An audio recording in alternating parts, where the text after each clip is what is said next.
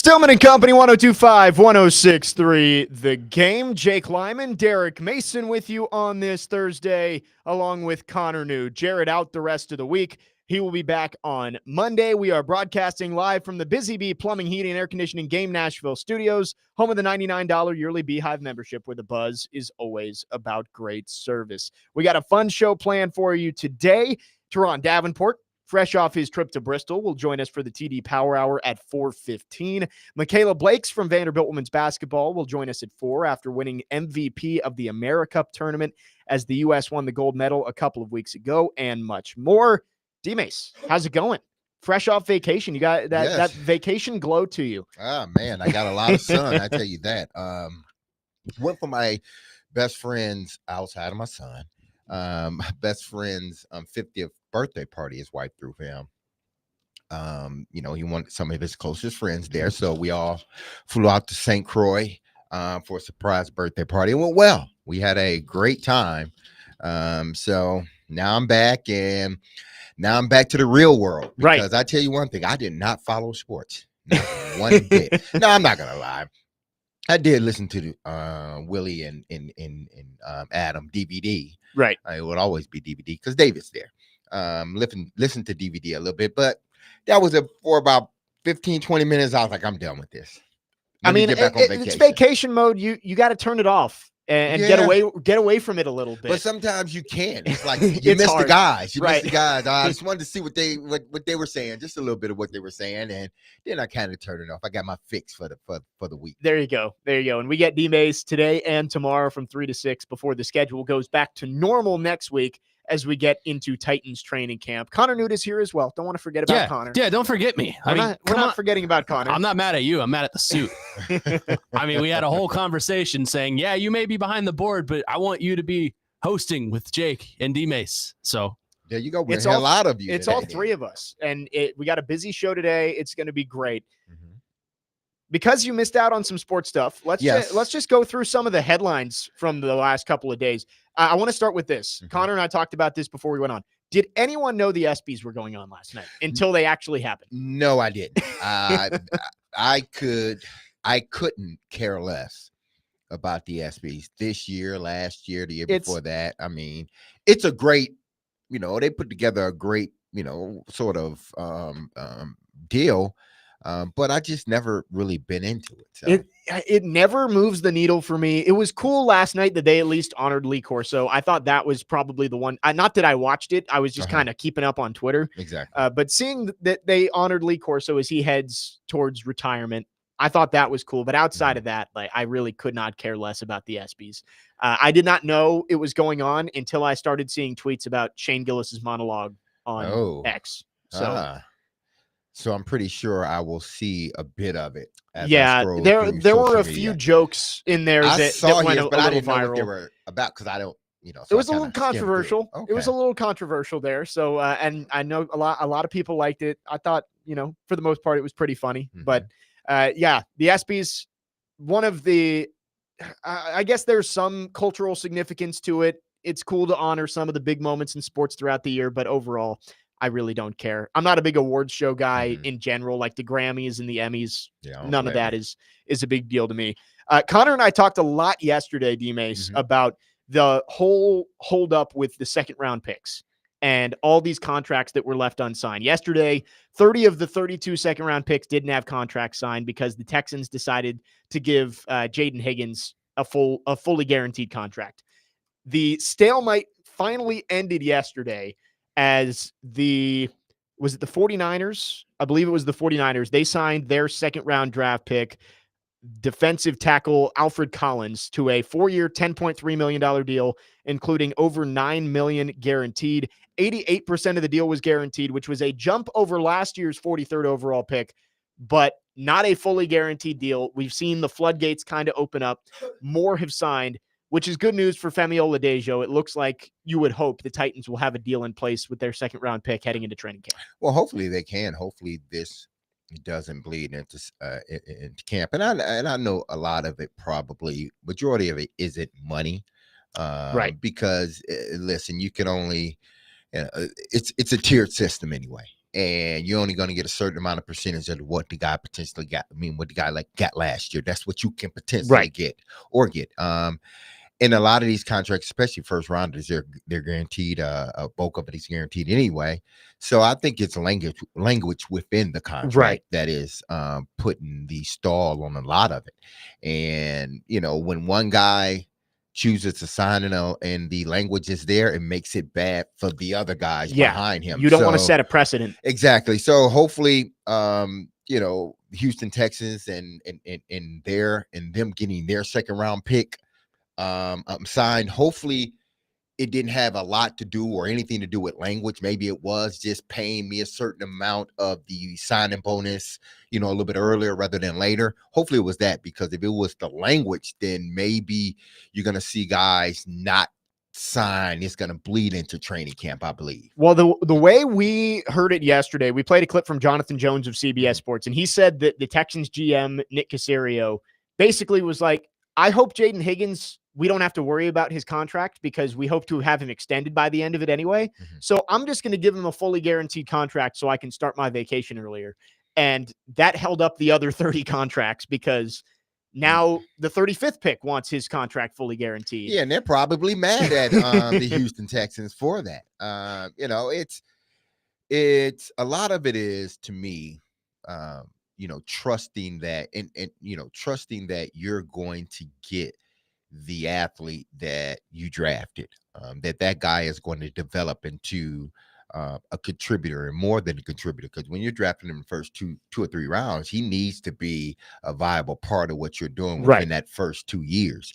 And they're hoping that, like he said, like Caserio said, I plan on re-signing him anyway. So giving him the money now, it's like, hey, I believe in I believed in our scouts. I believe what we saw on film. I believed in our interactions with him, conversations with him. That's why we drafted him second round. So I believe that he's going to develop into the player that we want him to be. So with that being said, I'm not worried about this, but tell the other 31 teams that. Now all tell these those guys behind you that. They got all these agents knocking on their door now saying, look what Jaden Higgins got. He got a fully guaranteed deal. I want my client to get that too. But the good news is, with that signing of Alfred Collins at 43, now the 56th pick, 59, 60, and 62 have all signed too. So you've got players signed on both sides of Femi Oladejo now, which is good, because at some point it just becomes splitting the difference. All right, the 56th pick got this, the 43rd pick got this. We drafted you at 52. Here's what percentage guarantee you're going to get. So I don't think Femi Oladejo should miss any training camp time, which is definitely big for a guy who's as raw as he is at that position. Yeah, he can't afford to miss any time. And I understand that this is a business and you want to make sure that your business affairs are taken care of before you step on the field. I get that. But he is one of those guys that needs all the time on the field that he can possibly get, because he's a raw talent at that position. He hadn't played that position long. So the more time you can spend out there on the field, time on task, it's the better for you. So hopefully they can get him into camp so he doesn't miss any time. Because if he does, he's going to, it's going to, unless he's a fast learner, and I'm not saying that he's not, but unless he's a fast learner, I think every day you miss, it puts you behind about 50 plays. It really does. Each day you miss, it puts you behind about 50 plays. You want as many reps as possible for that guy, especially with how thin that edge rusher group is for the Titans. You need that guy to be up to speed. A couple of other news and notes around the NFL last night. Von Miller signing with the Washington Commanders as he continues to find new places to play towards the back end of his career. Don't know how much of an impact it's really going to have on Washington, but Von Miller, still one of the best pass rushers we've seen in the last 15 years in the NFL. I don't think he's going to play all that much for the Commanders, but if you can bring him in and he can be a third down guy who can still get after the passer a little bit, it could be a signing the Commanders need down the stretch. Von Miller is just connecting. He just want to collect the money now. That's all he wants to do. Maybe a little ring chasing too. No, he already has. Doesn't he have the ring already? He got the Rams one. He has the ring already. Broncos too. Yeah, right. I forgot. Yeah, 50. So he's got two. He has 2 rings. He's been Defensive Player of the Year. He's made some money, a lot of it. And his place in this league, I think, It's that when you're talking about Hall of Fame, he's a Hall of Famer. He's for going sure. to be in the Hall of Fame. Now, I mean, essentially now 2 things he's doing. He's building on the legacy that he set, and he's just collecting more money. I mean, and he's trying to find a way to not be on a bad team. Right. And he knows he can only give a team so many plays, and teams that bring him in, obviously Washington Commanders this year, they knew that as well. Last year it was Buffalo. Yep. Yeah, last year it was Buffalo, and Buffalo knew it. They were only going to get so many plays out of them, but they were teams that were picked to be in the playoffs and potentially make the Super Bowl. Von Miller, same thing with Washington this year. Right. He's picking these teams that have a chance to make a run, and again, continues to collect that paycheck. More power to him. Because you never, as you end your career, you don't want to be on a bad team. Right. That's what I mean. If you don't win a Super Bowl and you already got 2 or 3, okay, I get it. You always want to win it, but it's okay. I get it. I didn't win it. We tried, didn't win it. But if you're on a crappy team and you're in year 14, 15, it's like, man, why am I doing this? I mean, we saw it with DeAndre Hopkins last year of him going to Rand Carthon and basically saying he had lost his love for the game. Because he understands that the older he gets, I can deal with a team when I'm in year 14, 15, or 13. I can deal with a team that we're really good and we get a run and we just lose in the playoffs just because we lose. But we had it. We knew we were there. We didn't get blown out, whatever. But I can deal with that. But I can't deal with a team that's bad the whole year. Where you're not winning more than 5 or 6 games. Like when that date comes, that's it for us. That's the worst part. So a guy like Von Miller, as long as he stays in the NFL, he's gonna try to go to a winning team. Now, if they win a Super Bowl, you never know.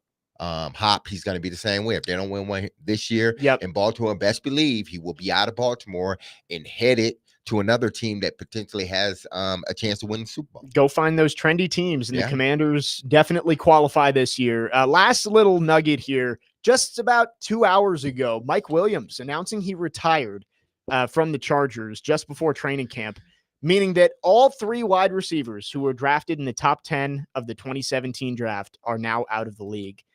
Before the age of 30, Mike Williams might have been right around 30. 29. Right. So, before the age of 30, Corey Davis, Mike Williams, John Ross, all taken in the top 10 of the 2017 draft, no longer in the league. Mike Williams, obviously the most successful out of those 3, but considering where those guys were drafted, that's a rough class.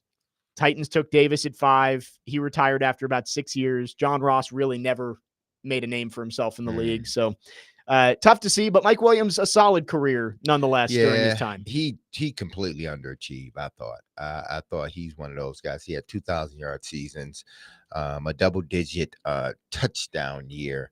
I believe, double-digit touchdown year.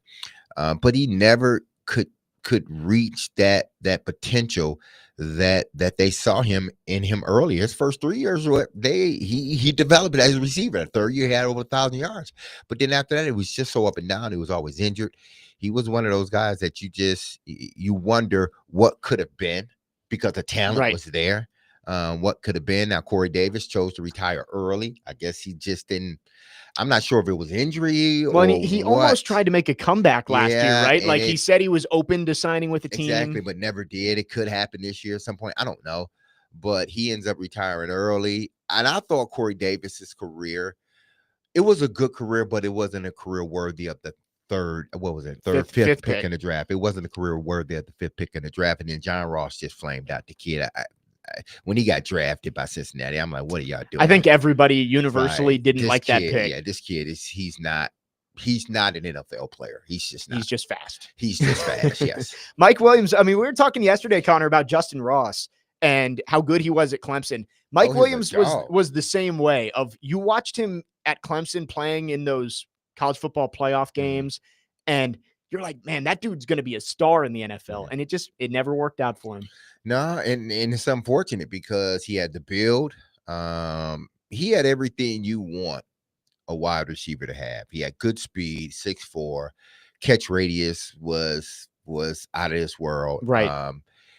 And to be so big, he still can run routes fluently like a smaller person. Right. But one, he could never stay healthy, and he was just too inconsistent. But the talent was there, best believe. Mike Williams announcing he is retiring from the NFL just before training camp already underway for the LA Chargers. 615-737-1025 is our phone number. If you'd like to chime in, you can text or call. Our phone lines are driven by WilsonCountyHyundai.com. Again, coming up 4 o'clock, Michaela Blakes from Vanderbilt women's basketball, the SEC Freshman of the Year last year, will join us fresh off an MVP performance at the Women's AmeriCup a couple of weeks ago. And Teron Davenport, going to join us for the TD Power Hour at 4:15. Coming up next, we'll look around SEC Media Days as they wrap up down in Atlanta. Jake Lyman, Derek Mason, Connor Newt in for Jared Stillman today. Stillman and Company, 102.5, 106.3 The Game.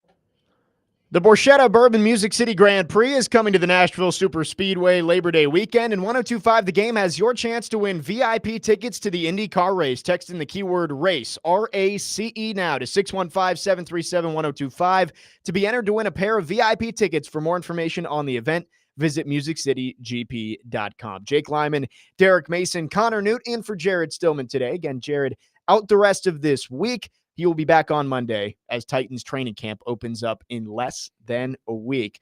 We will have all your Titans coverage coming up later in the show with Teron Davenport for the TD Power Hour starting at 4:15. But D-Mace, we've been talking about SEC Media Days all week, and I know you've been out of the loop a little bit, but really cool to kind of kick off football season, get to hear from all these coaches. Earlier in the week, we got to hear from Vanderbilt and Tennessee, and I wanted to get your thoughts on those two teams quickly. Vanderbilt went on Monday, and a lot of confidence from the Commodores. Diego Pavia saying that he only came back to college to win a national championship, thinks this team can go 12-0. Thoughts on Vanderbilt coming off a large step forward in 2024? Do you think they have what it takes to take the next step despite a really tough schedule this season? Well, we're going to see. We're going to see if they can give a hell of an encore to what they gave last year.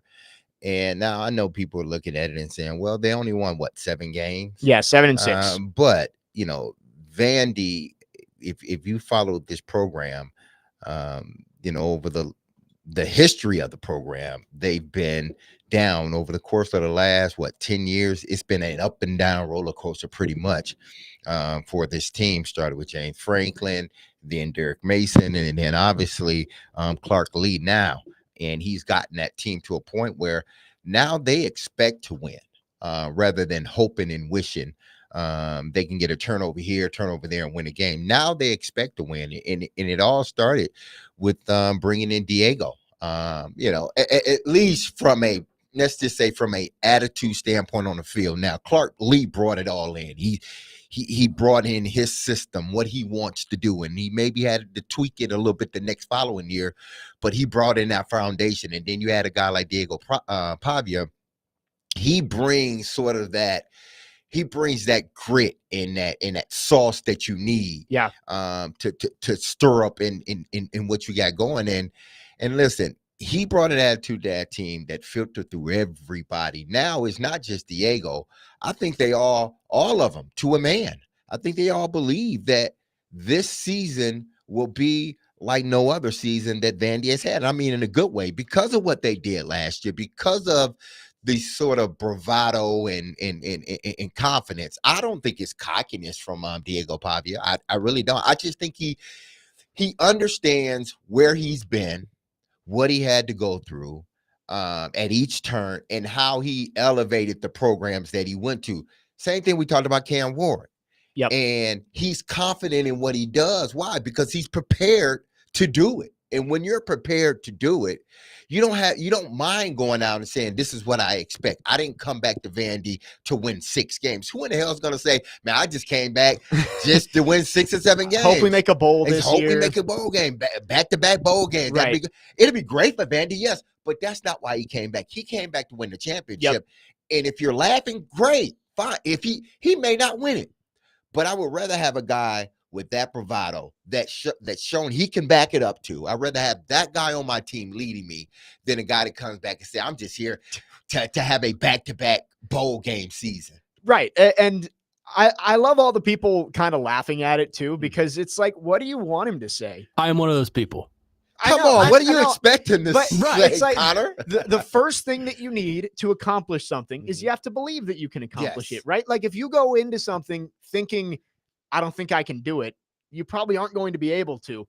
It is funny to watch Pavia and these guys. Like it's not fake when they say they think that they can play in the college football playoff this year. Like they all believe it. And if you believe it, that's the first step to actually getting it. No, you're right. I mean, you have to have that mentality to do what you want to do. But I just think there's a fine line between confidence and ego.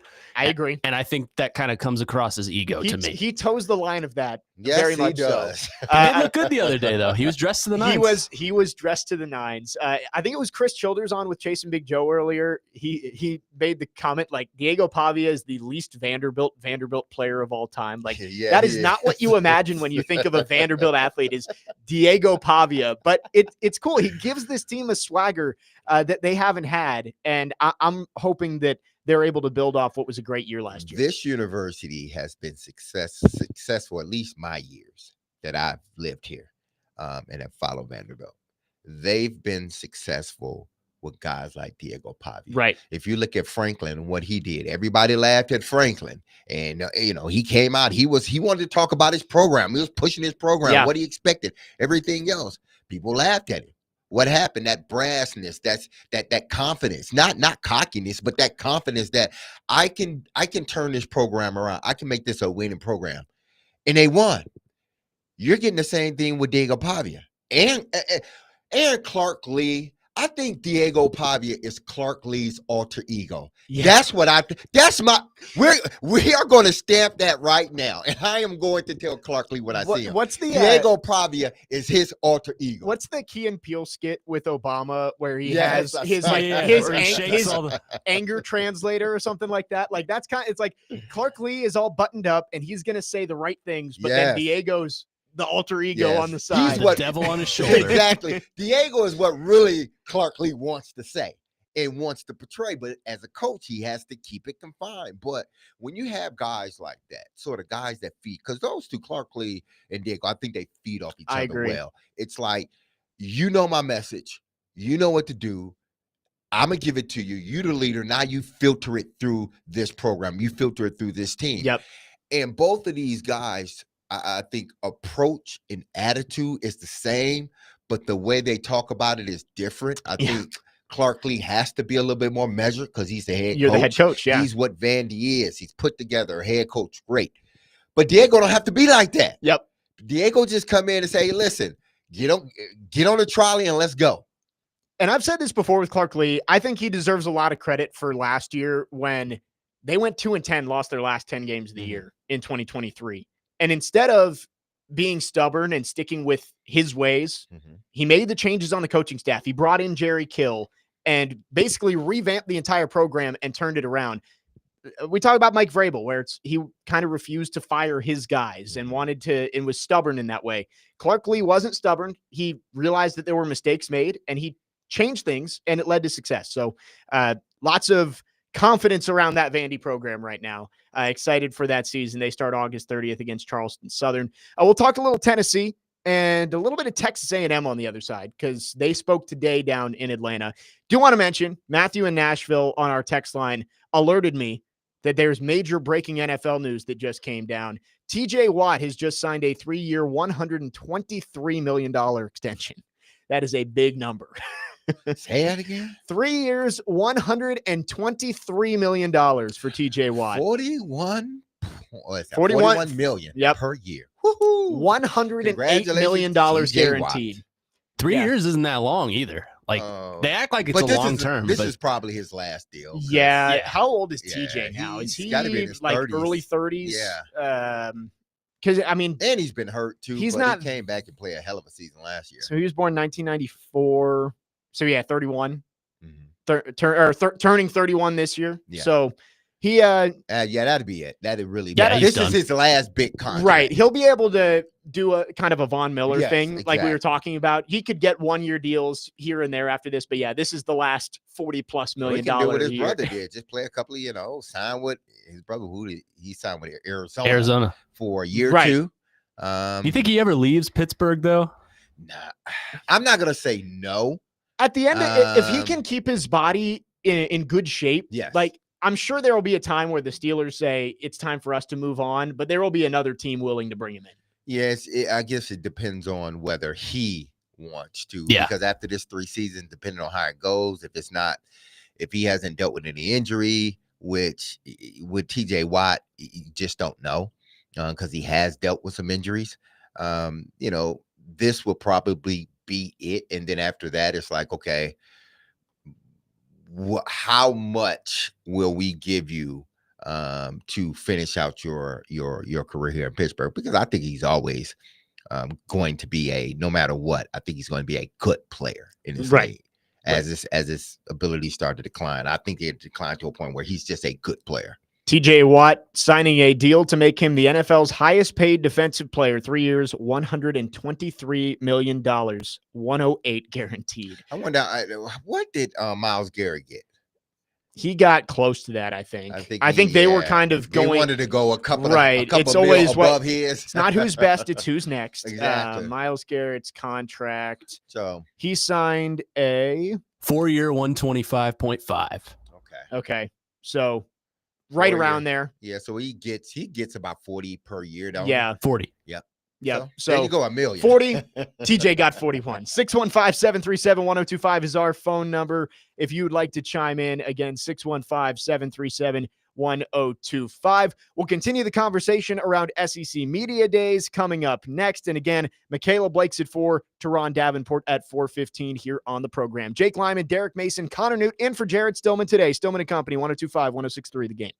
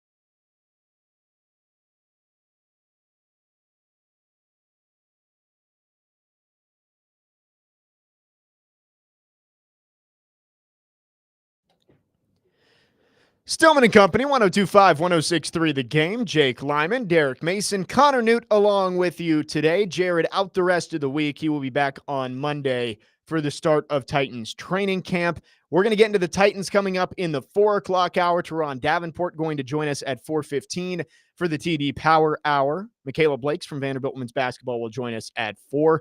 But quickly back into SEC Media Days as the SEC kickoff event winds down in Atlanta.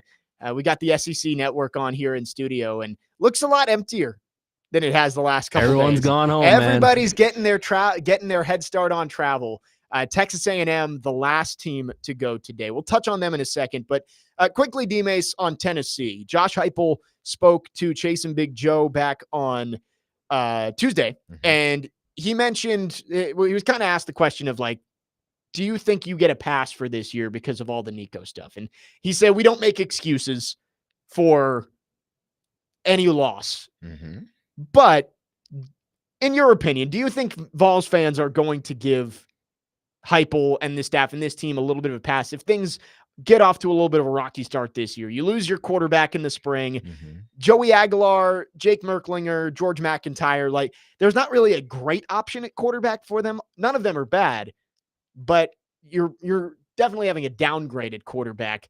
Do you think this is kind of a year for Tennessee where they can regroup and then try and make a run back to the playoff in 2026? It's going to be tough because as teams have gotten better, I can't sit here and definitively say, well, Tennessee has gotten much better than what they were last year. They lost some hell of a talent off that out of that program last year. And mainly, mainly the quarterback, regardless of what you think of him, or his situation,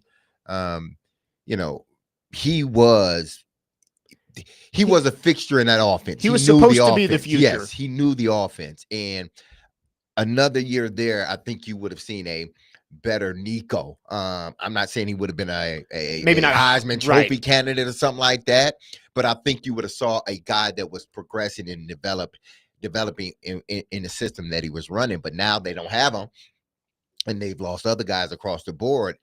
I don't know how good UT is going to be. Here's to me, and this may be one of those, Derek, I don't think Tennessee's going to make I don't think they're going to make the playoffs. I don't think this team's going to win over 7 games. Wow. Whoa. I don't. One is because of the quarterback. I don't think, I know he transferred in, but it's a different level. Can he pick up on that offense, that Heupel offense, quick enough and run it the way? Because even with Nico, it wasn't quite ran the way he wanted it to. It hadn't been ran the way he wanted to last year since Hendon Hooker left. Yep. Yes. If this guy, and that's why I said, regardless of what you felt about Nico, he would have known the offense. He would have been able to run it a little bit better. You would expect he would have taken a step forward. Exactly. Now you got a guy that's learning this. Basically, this is his first year learning this. And he's going to have to be a leader of some guys that were here last year, some guys that were not. And now you're asking him to be the leader, to run this offense that you want to run. I think they're going to take a step back unless one of these quarterbacks prove that they can go out there and win football games. I just think Tennessee is going to be one of those teams that takes a tremendous step back. I'm not talking about the program taking a step back. I'm just talking about next season. Right. I think they're going to take a step back. And I agree with that. And I think it would be fair to assume that not only do you lose Nico, you lose Dylan Sampson, who was arguably one of the best running backs in football last year. You lose your top pass rusher, didn't you? Yes. James Pierce, first round pick. You lose a decent amount of help at wide receiver. Like Dante Thornton was a big speed threat for them. They only really have 3 legitimate options at wide receiver. Yeah. Braden Staley, Mike Matthews, and Chris Brazzell. Right. And they're all young. Was Mike Matthews the one who everyone thought was going to transfer? And he hit the portal at one point, I think, and then they negotiated and brought him back. Something like that, yeah. And Squirrel White's gone. Yeah. Not that he was making a huge impact down the stretch, but it would make sense for Tennessee to take a step back. And not that I think there's any scenario where Josh Heupel's on the hot seat next year. Like he's proven himself enough that he has pretty good job security. Even if they went like 5-7, I think, maybe there's some pushback. But I think this year is a natural retool year for Tennessee. And then maybe it's George McIntyre. Maybe it's Jake Merklinger who take a big step from this year to next year. Maybe it's Faison Brandon.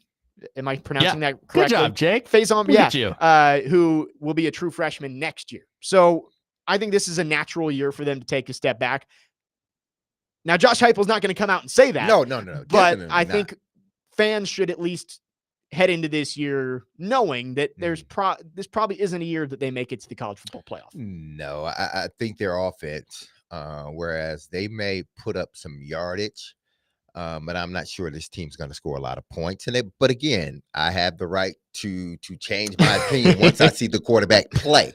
But as we sit now, I think the offense takes a step back because he's just learning what's going on. I think that he's going to take a step back. The offense is going to take a step back, and the defense is going to take a step back as well. They lost, one of the best pass rushers in college football. Yep. And now they have to replace him. Not to say that they don't possibly have somebody that can, jump out this season. But if I'm just looking at it based upon last year and what they lost, this program from a offensive standpoint had been right since Hendon Hooker took that injury and then ultimately entered the draft the next following season. After that season was done. Right. Hendon Hooker was the perfect quarterback for that Heupel offense, Mm-hmm. and it worked great during that 2022 season. Milton was fine. Nico was fine. They've got to find somebody who fits Heupel's system perfectly. Yeah. And I'm not sure, Aguilar is fine, but he was brought in kind of in desperation. I don't think it's going to be a guy. I don't think it was their first choice. Right. Yeah. I mean, you had kind of a lack of options exactly when Nico leaves in the portal in spring practice. And that's the unfortunate part about it. But, either way, because the initial question was, will the fan base, give him a little grace if this season goes left? No, it's just if you look at the landscape of college football, no, you can't, because you can't afford to do it. Right. You really can't. I know that when it first happened, there were a lot of Tennessee fans who were saying, we're going to give Heupel a pass this year, but if you get to November and that team's 6-5 heading into the Vandy game or something like that, I don't know if Tennessee fans are going to feel the same as they did in April. Well, Vols fans, they're going to believe it, and rightfully so. If there's 12 slots, we should be one of those 12. Right. And rightfully so. But I'm not saying it's going to happen. I don't think it's going to happen this year, but you have a right to feel that way because the program has that much history. It's a good point. Eli from Smyrna on our text line, driven by WilsonCountyHyundai.com, wants to know, D-Mace, how many wins do you think Vandy will get if UT won't win more than 7? Vandy got a tough schedule, They too. Do. We went through it yesterday. Yeah. I look at Vandy's schedule last year, and that could have been a much better team. Vandy could have been much better. I would have possibly, if they would have played the games out, you put 2 more wins under their belt. You could have beaten Georgia State. Exactly. You could have beaten Missouri. Exactly. You were right there with Texas. Exactly. So you had opportunities. I think this season for them is going to be better than it was last year. But they can't get into a situation where, they start feeling themselves. I think they got to come out with that same mentality. They got to come out with that underdog mentality that they had last year. Yep. If they continue, because Vandy's you're not too far away from the other side, like where you just came from. You're not too far away from there. So continue to work hard, continue to do the things that have made you successful, successful last season. You need to keep doing it this year. I say Vandy is another team. I think they're gonna 7 to 8 wins. That's probably including the bowl game. Yeah. So 8, including so maybe the bowl go game. 7-5, win a bowl game. Exactly, absolutely. They have some winnable games in there, and I think they're gonna drop one that they're not supposed to drop. I think that's going to be, and that may be what separates them from a non-win team. I said yesterday, I think there's 9-ish winnable games on there. You're not going to win all of them, but you got to play. You're right. They have to continue to be the hunters, not the hunted, and not get a little too full of themselves this year. 615-737-1025 is our phone number. We'll get to A&M maybe a little bit later on as they took the podium today, wrapping up SEC Media Days along with Arkansas, Missouri, and who was the last team today? That Kentucky. Great team that wears blue. I legitimately forgot, but yes, it was Connor Newt's Kentucky Wildcats. I want you to think about this and answer it on a break. Who do you think, and I was thinking about this too earlier today, which coach in the SEC is the next Billy Napier? a guy that's on the side, entering in the season. Right. Which one of these guys that are on a hot seat gonna figure it has a out this year? chance to figure it out and become Billy Napier? I like it. We'll talk about that. It's also time for Newt's Notes. Connor Newt going to take over the show. I believe he might have some thoughts on one of the coaches who spoke today at SEC Media Days. Jake Lyman, Derek Mason, Connor Newt in for Jared Stillman today. Stillman and Company, 102.5, 106.3 The Game.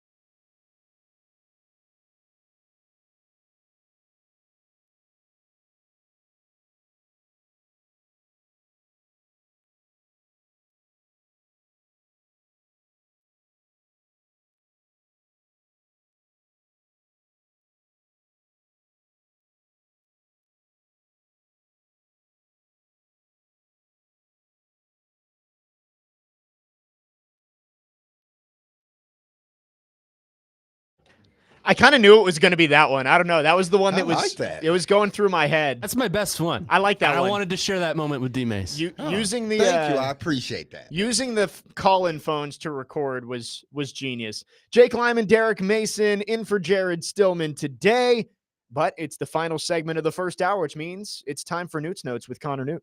Okay, so let's talk about Eli Drinkwitz today, the head coach of Missouri football. So he has pitched a new college football playoff format by saying, hey, let's throw in 30 teams in the college football playoff. He said, quote, you're talking about an opportunity for 30 fan bases to be excited and engaged in giving revenue. You've got 30 teams with players who have access to compete for a championship. Isn't that special? To me, the only reason he's saying that is because that's the only way his team's going to get in. I mean, what are we doing here? Let's just do 64 teams. Why not? Yeah, might as well just do the whole college. Let's do man. Just throw everybody in. 136. Exactly. Every single person gets in. Well, to make it, actually, you could do that with playing games. So 128, and then your last 16 teams have to play into their spot in the field. That's too much. You might as well. Now his reasoning sound like college basketball now. Yeah, just no more regular season, just a giant tournament throughout the fall. His reasoning with JD Piquel on 3 was, well, 40% of the NFL gets into the playoffs. This is only 10% of college football. I'm like, yes, but that's not the point. It needs to be the upper echelon of whenever it was 4, it was like 0.3% of teams get it. Right. And the spread from 1 to 32 in the NFL is so much thinner than the spread from 1 to 32 in college football. Like, you put the number 1 team in the country against the 32nd best team in the country in college. It ain't gonna be good. The spread's probably like 25 points. Yeah. In the NFL, it's probably like 10. I mean, he's just saying that so he can say, well, if we get in, we're getting in 30. I mean, Missouri, I think you could safely say most years they're probably a borderline top 30 team. Yeah. Yeah. So maybe not this year. I thought you were going to lead with his You're opening to get remarks. Your boys in, huh? Oh, I didn't hear his opening remarks. Oh, you did? I don't know if we should even talk about it. He said he opened with, "I will not be taking any questions about the Epstein list." That was like the first. That was like the first words out of his mouth. Thank you, Eli. I call him Eli Dorkwitz. I think I'm the only one in the country that does that, but he's just such a dork. I can't stand him. Yeah, everything that why you hate him so much, man? He's just cringe, man. Like he's just a goober. And okay. It's like people don't like Shane Beamer, and maybe I'm biased because his dad was the head coach at Virginia Tech for so long. Yeah. But I like Shane Beamer. I agree there's a little bit of dorkiness to him, but I like Shane Beamer. Eli Drinkwitz takes it to a whole new level. But Shane Beamer's, for most of the country, an endearing dork. Right. I think that's the difference. Is one is dorky in kind of a fun way. The other is dorky in a very cringy way. And Eli Drinkwitz, I think especially he's less in the spotlight this year with no Luther Burden on his team, and they're not a preseason top 15 pick. So I think maybe he just wanted to get his name into the headlines a little bit by starting that way. I mean, enjoy your weekend of fame, I guess, because we'll all forget about this next week. Right. Yeah. I mean, when I saw Missouri on the list for today, I had no interest in talking about them, and now we are. So, props to you, Eli. Thank you, Eli, for making an Epstein remark and telling us we're going to have a 30-team college football playoff. We really appreciate it. I mean, he had to get somebody talking about him somehow. Right. I'm talking about him, so he got what he wants. Right. When you are, your team's possibly bet when you're the last day. That is true. The last 4 today, no offense to your Kentucky Wildcats. You can say it. But like A&M is really the only team of the 4 that has any kind of decent headline to them. Like, man, I'm just trying to get to basketball season. Right. That's all I care about. Well, that you like many other Kentucky fans. Kentucky counting down to basketball season. Quickly before we had to break, Derek asked the question in the last segment about who could be the Billy Napier of this year, who is firmly on the hot seat and could work their way off to being like Florida is a college football playoff contender this year. Yeah. And last year at the beginning of the season, Florida fans wanted him gone. Billy Napier was on the hot seat. And I mean, that thing was on fire. I don't know how they doused it out, but that man is on good standings, it seems now. And he turned the program around thanks to DJ Lagway. not to use a pun, but maybe Hugh Freeze could cool down his seat. Yeah, that's the one that comes to mind for me. I would say Kalen DeBoer. Right. We said that too. For a completely different reason. And that's the same thing we said. Yeah. The standards at Alabama are so much different than the standards at Florida. Right. If Kalen DeBoer goes 9-3 or 8-4 again, chances are he's probably out the door pretty quickly. Right. If Hugh Freeze at Auburn goes 9-3, it's a massive step in the right direction. But if Kalen DeBoer goes 9-3, Alabama fans might be knocking at the door with pitchforks. Yeah, and it doesn't make it any better for him now that these rumors are circulating about Nick Saban. So it doesn't make his job any better. Right. So yeah, if he doesn't win, if he comes out of this season winning 9 games or 8 games, and it's looking sort of like last year a little bit, I'm not sure how long he's going. I'm not saying he's going to get fired during the season, but I'm not sure how long he's going to be able to hold on to that seat. The leash is not very long. Yes, it's not. Brian Kelly's another guy, I think. If he doesn't, get that program back to where they believe they should be, he's going to be another guy that after this season, you're going to be looking at like, hey, is this coming to the end of the road for Brian Kelly? If they're not a playoff team, I think there's going to start to be some questions with LSU. So those 3, I think, are the ones who stand out. There are probably other ones in there, but I think those 3 are definitely guys who maybe there's some questions right now, but they could quiet them pretty quickly with a good season. 615-737-1025 is our phone number. Skylar says Sam Pittman. That would be another good one, but I don't know how much Arkansas really cares at this point. 615-737-1025 is our phone number. Our phone lines driven by WilsonCountyHyundai.com. Hour number 1 in the books.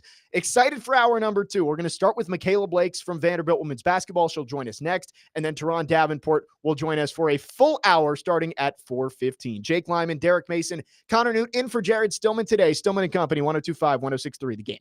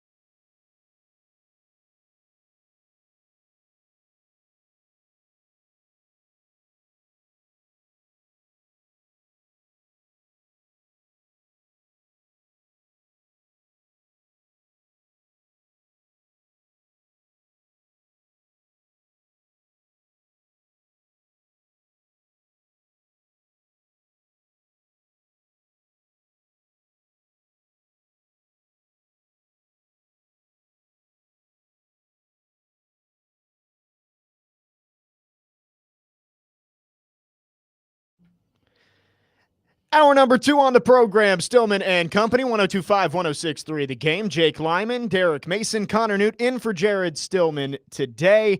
And we open up hour number 2 with a very special guest on our phone lines, driven by WilsonCountyHyundai.com. Vanderbilt star women's basketball player Michaela Blakes, SEC Freshman of the Year and All-American, joins us now. Michaela, thanks so much for taking some time to be with us today. Excited to have you on.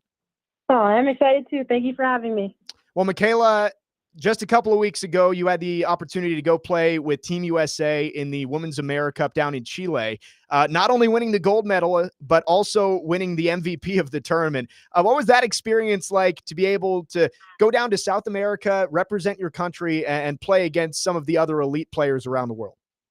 Yeah, I would say it was an unforgettable experience and something someone will never be able to take away from me. Just the things I was able to learn, the people I was able to be around, and just to be in a different country, representing my country, it was special. So, well, obviously a great experience there. You also were able to travel out to Arizona earlier in the year to compete in the 3-on-3 qualifiers. How do you think these two experiences, getting to play against other elite talent around the world, has really prepared you as you head back towards your sophomore season at Vanderbilt? yeah, I mean, it's really preparing me just to see a lot more physicality and a lot more focus on me just with scouts. And I think it's going to be very useful this year because I know a lot of teams are going to be looking to shut me down. So just trying to figure out different ways I'm able to get myself going, playing on and off the ball. It's very valuable. Now, Michaela, when did you reach that point of last season? Because it seemed like you really took off and you had a few 50-point pointers within this last season. But when was it during that season did you figure out, hey, listen, I can play in this league and I can play at a high level? I would honestly say my first SEC game, I think I was very nervous to go into it, but I mean, I set the freshman scoring record then. And I kind of just was like, okay, is this what the SEC is like? Just getting a feel for it.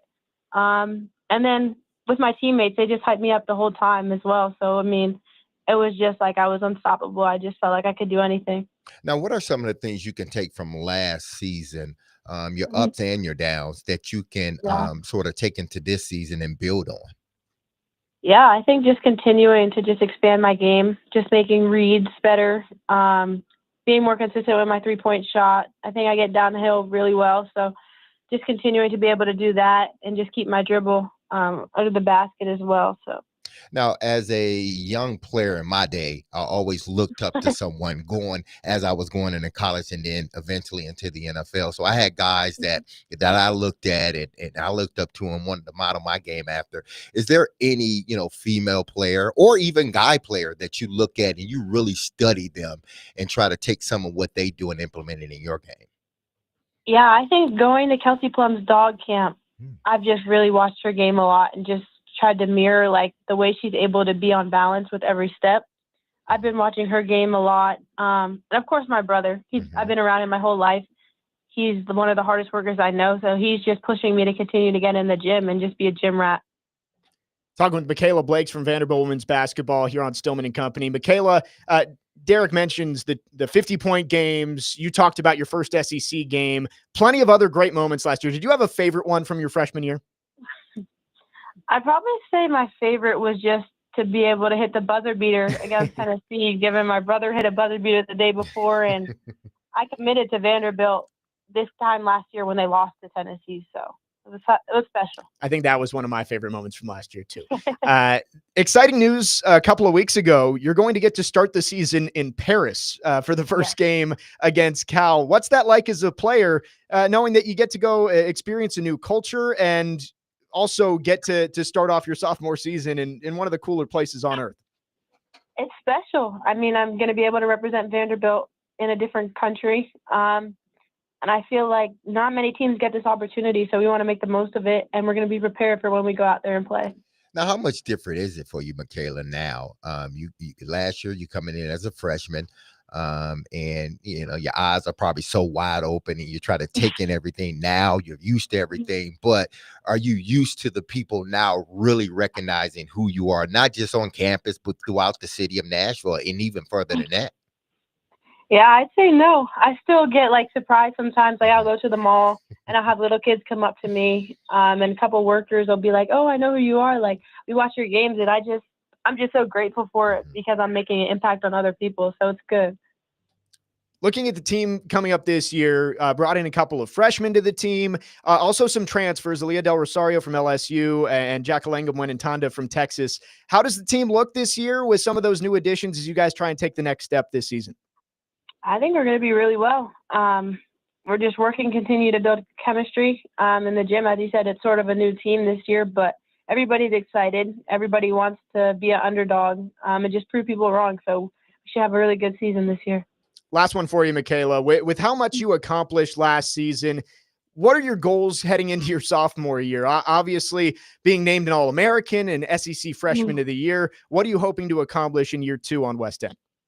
Yeah, I think for me, just individually, I'm not going to put pressure on myself because I think that's when I tend to perform worse is if there's pressure on myself to hit this. And I think I'm going to be more team focused this year. I think we're going to be a little bit younger, but I think we can go further in the SEC tournament and the NCAA tournament. And I think that's ultimately my goal, just to win a championship here. So now a quick question for you, Michaela.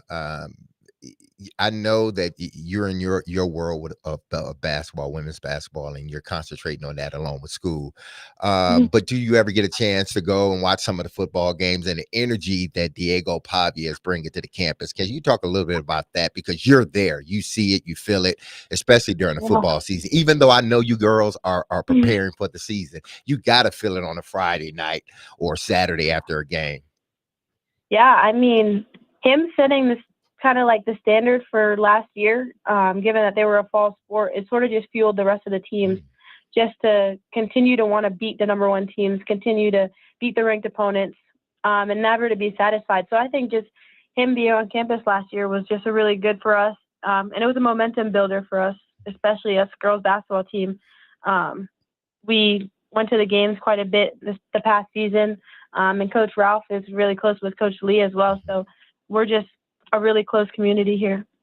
Michaela, great stuff. Thanks so much for taking some time, and we can't wait to watch what you and the team are able to do this season. Thank you so much. Michaela Blakes from Vanderbilt Women's Basketball joining us again. She was just named MVP of the Women's Americup down in Chile, helping lead Team USA to a gold medal. She's a special awesome. athlete. Yeah, she's awesome. Started 32 out of 33 games last year. Yes. Averaged close to 25 points a game, had 2 50-pointers, right? Yeah, 53 against Florida, 55 against Auburn. So, I mean, there's no, hiding in the backgrounds anymore for Michaela. She's busting on the scene, and I see her doing the same things that we see some of these other female basketball players, the one we considered great players. I think she's going to usher her way into the talks of winning, player of the year, SEC, even SEC player of the year. That's how good I believe this young lady is. I still think she was snubbed for National Freshman of the Year. Sarah Strong at UConn was great, but Michaela Blakes was better and playing against tougher opponents. I'll just put it out there. I watched every game she played, and heading into the season, like calling the games, I knew she was good. Like she was a top 10 recruit in the country, but until you see it in person, you don't really realize how good she is. Okay, I want to ask you this, Jake. If she was playing at SC, one of these other, big women, and no slight to Vandy's women program. I think they're a really good program. But when you start, if she's at South Carolina or LSU or UConn, and she probably had an opportunity to go to those places. As good as she is, she did. Yep. But she chose to come to Vandy. If she was there doing what she did, here, I think her name would explode everywhere. Right. And that's what you wonder is, I'm sure there is a little bit of UConn bias when it comes to some of these voters of, they've been good for such a long time that maybe there's a little bit of, you see the Husky logo next to Sarah Strong and it's like, oh, we'll vote for her. But if you watched Michaela Blakes play last year, some of the plays she makes, she's getting mugged on these plays. Like these SEC players are big, they're physical, and she was getting hit, but she would finish through contact. There was one play against Alabama heading down the stretch and tie game. She sliced through traffic, got bumped, fell to the ground. I don't even think she could see the rim, and she put it in. She's phenomenal. If you have an opportunity, head out to Memorial Gym next season. Vandy's already announced, I think, one home game, the ACC SEC Challenge against Virginia, and that'll be here in Nashville. So excited for the season. A big thanks to Michaela Blakes for joining us. Excited to see what she can do in her sophomore year. Coming up next, Teron Davenport going to join us for his weekly visit to the program in the TD Power Hour. We'll have him for a full 60 minutes. We'll get what you want to ask TD as we head towards Titans training camp. Jake Lyman, Derek Mason, Connor Newt with you, in for Jared Stillman here on Stillman & Company, 102.5, 106.3 The Game.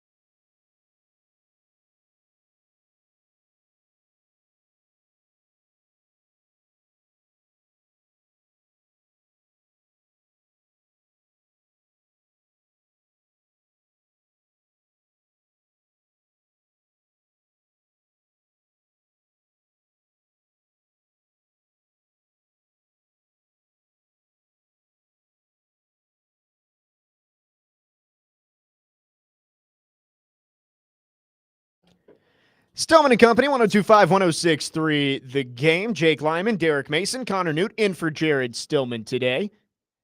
Big thanks to Michaela Blakes for joining us in the last segment from Vanderbilt Women's Basketball. We are broadcasting live from the Busy Bee Plumbing, Heating, and Air Conditioning Game Nashville Studios, home of the $99 yearly Beehive membership, where the buzz is always about great service. And we are now thrilled to be joined by Teron Davenport, ESPN NFL Nation Titans reporter. And a big congratulations to TD, fresh from Bristol. Congrats on the extension. Glad to have you around. Hey, congrats, man. Yeah, thank you. I knew I was smelling something, man. Low key, I say it now that the deal is done. They could have offered me like 8 to 10 years, and I would have signed it. I want to stay here, man. This is my. I have 3 cities: New York, Philly, and here. Yeah, and that's it, man. Those are my 3 cities, and make of it what you will.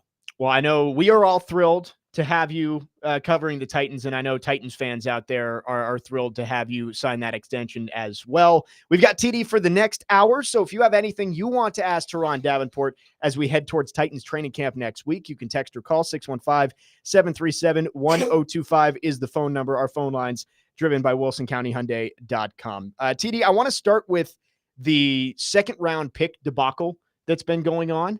And it seems like it's all starting to be sorted out. But basically, the Texans signed Jaden Higgins, who is the 34th pick, to a fully guaranteed contract. And that held up 30 of the 32 second-round picks because, obviously, one guy gets a fully guaranteed contract. The next guy's going to want a fully guaranteed contract.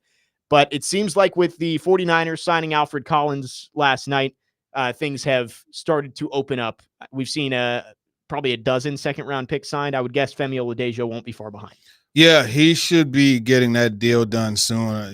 They report, in 5 days, so I would imagine something to get done. But you're right, man. I'm glad the money went to a player guaranteed and everything like that, because I've long said, it's crazy that NFL contracts aren't guaranteed while all these other ones are. But that being said, the Texans really threw a wrench in the whole game.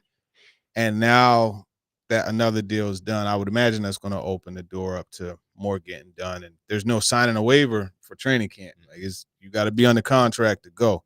And they need to get Femi Oladejo out there as soon as possible because he should be a big part of the defense. And that's what I was saying to Jake. I understand the money part, and you gotta understand this is a business. And that comes first before anything else. And I think these guys are starting to learn that very quickly. That's why you're having your second round picks hold out the way that they are, because I'm sure there's language and everything that they want, that they see. But when you look at him, he's one of those guys that can't afford to miss camps, because he's one of those guys that hasn't played many snaps at that position. He's a raw talent, has a lot of upside, but I think the longer, if indeed it does go into camp, the longer he stays out of camp, I think it's going to be detrimental to his development at the start.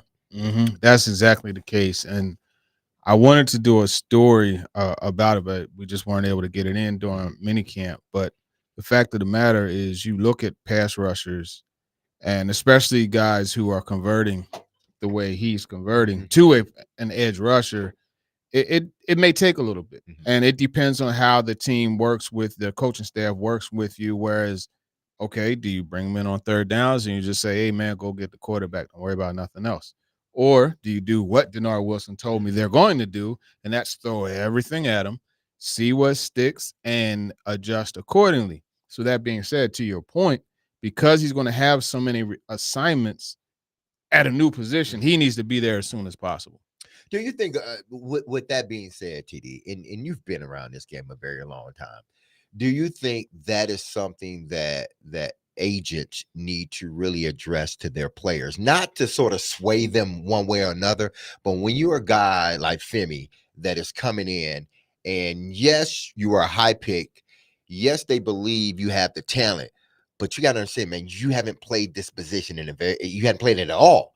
And every snap you get is beneficial for you. So do you think agents should approach players from that standpoint when you're talking about holding out, not to deter them in one way or the other, but to let them know all the cards are on the table.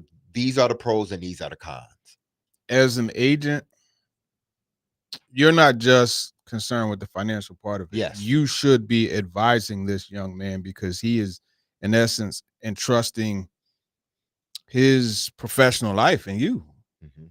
You're the guy. You're the one who has been through it and done it, not personally, but watched it happen. Mm-hmm.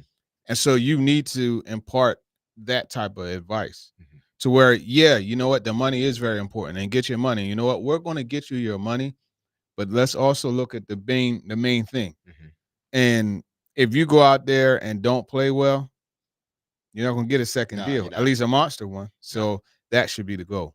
Yeah, the second round stuff, it was all eventually somebody was going to cave on one side or the other. I know that the 49ers gave their second round pick about 10% more guaranteed than that pick last year. So it's going up, not fully guaranteed, though. The one that's going to continue to go on, I think, is Shamar Stewart in the first round. I don't know how that one's going to end because it doesn't feel like, with the history of the Bengals front office and ownership, I don't think they're going to blink. And it doesn't seem like Shamar Stewart's going to blink. He's been working out down at Texas A&M the last couple of weeks. Apparently, he has no intentions of going back to Texas A&M. That's what Coach Elko, I think it is. Well, he's not like he couldn't do it unless he sued the NCAA, is what I've kind of seen. Right. And so the whole situation is just bad, right? Because there's another wing to this, and that's the guy who led the league in sacks last year by the name of Trey Hendrickson. Right. How does that guy not have a contract in place? This organization, the way they function, is very confusing to me. I understand you have a lot of money invested in the offense, but at the same time, if you can't stop a team from scoring 35 and you score 30, guess what? You lost the game. 0-17. Right. So they better figure something out because they don't have a pass rush as of right now. Right. And, TJ Watt just signed that monster deal. You wonder how that affects Trey Hendrickson. Not that he's going to get a deal bigger than that, but you would expect Trey Hendrickson wants something in that range, right? Having just led the league in sacks, he's a little bit older, but he's probably going to want $100 million. And this is the dumb part. I mean, this thing is checkers, not chess.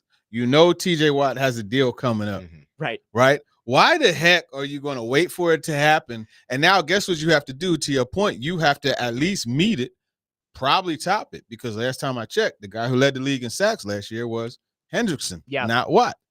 That's what D. Mason and I were talking about is it's not who's best, it's who's next. And that's how it goes. That's why it's always a smart thing to sign the guy early. Mm-hmm. Right. Sign him early, and eventually it's going to look like a bargain. Like everybody looked at the Calvin Ridley contract last year and said, man, the Titans overpaid. Look now, he's like the 17th or 18th highest paid wide receiver in the league. Yeah. And I mean, that's what happens. Like each deal sets the floor for the next one. Right.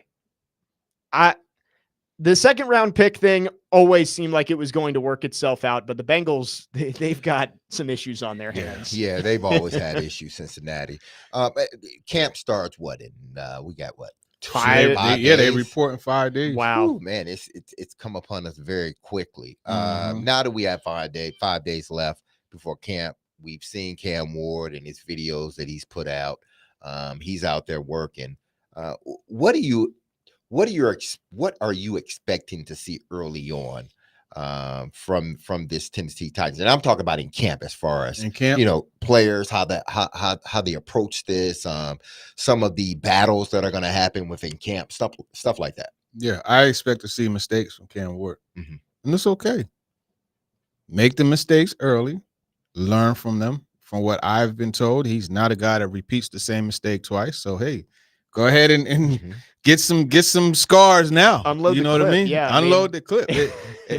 That's a good thing. So I expect to see that, but I do think that there are other position battles to watch. And quietly, tight end, I think, is one that is going to emerge as something I believe. Gunnar Helm is nice, man. Yeah. I know he went in the 4th round, but he's nice. I'm not comparing greatness. I'm just comparing, and not even style, but I'm just comparing ability.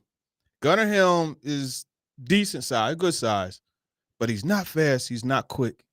He just knows how to get open. There's a guy that played for the Cowboys that had the same knack, just able to use his body and use leverage. You're running that in breaking route or that and you release up the field and you get that move to the outside and you bump him with the shoulder and then you break back. It's like those little savvy things that Jason Witten used to do. I've seen Gunnar Helm do the same thing. Again, I'm not comparing them.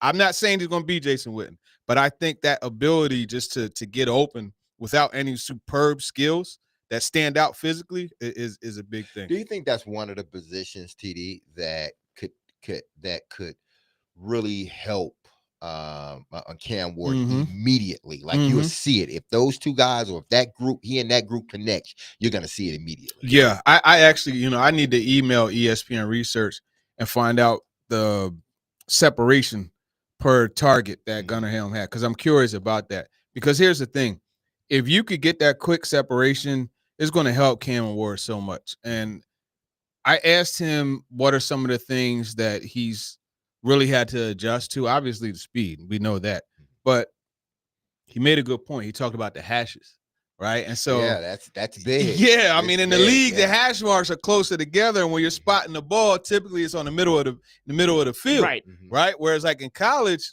you might get 40 that yards that on one boundary side, and they like to spread things out anyway, and so it will work for him. So I think when you have a guy that could be effective in the middle of the field, I think that's really going to help him, because that's an area where he likes to attack, but that's the main area where there's a big difference for him. 615-737-1025 is our phone number. Get your questions in for TD. We'll get to those coming up in just a little bit. Again, TD on for an hour. We'll have until 5:15 for the TD Power Hour. Jake Lyman, Derek Mason, Teron Davenport, Connor Newt with you in for Jared Stillman today here on Stillman & Company, 102.5, 106.3 The Game. That Trent Dilfer.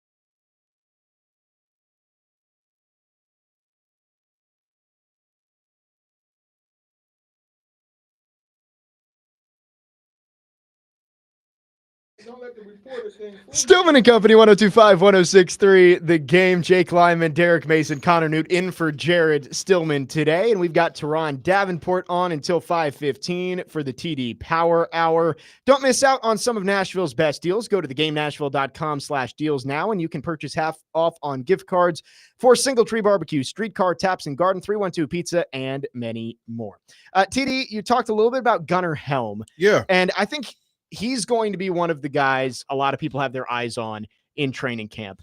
Another guy that Connor and I were mentioning yesterday that I know you're high on is James Williams. And that inside linebacker group is going to be really interesting because outside of Cody Barton, there just isn't the next guy in there that's clear. Right. What do you like about James Williams as he continues to make that transition over from safety heading into a second training camp? I like James Williams because he's a guy, like, if I was a coach before every series, I'd be like, hey, James, come here, J-Dub. Let me talk to you. I'll put my arm around him, and I'll say, listen, all I want you to do is just go out there and bust stuff up.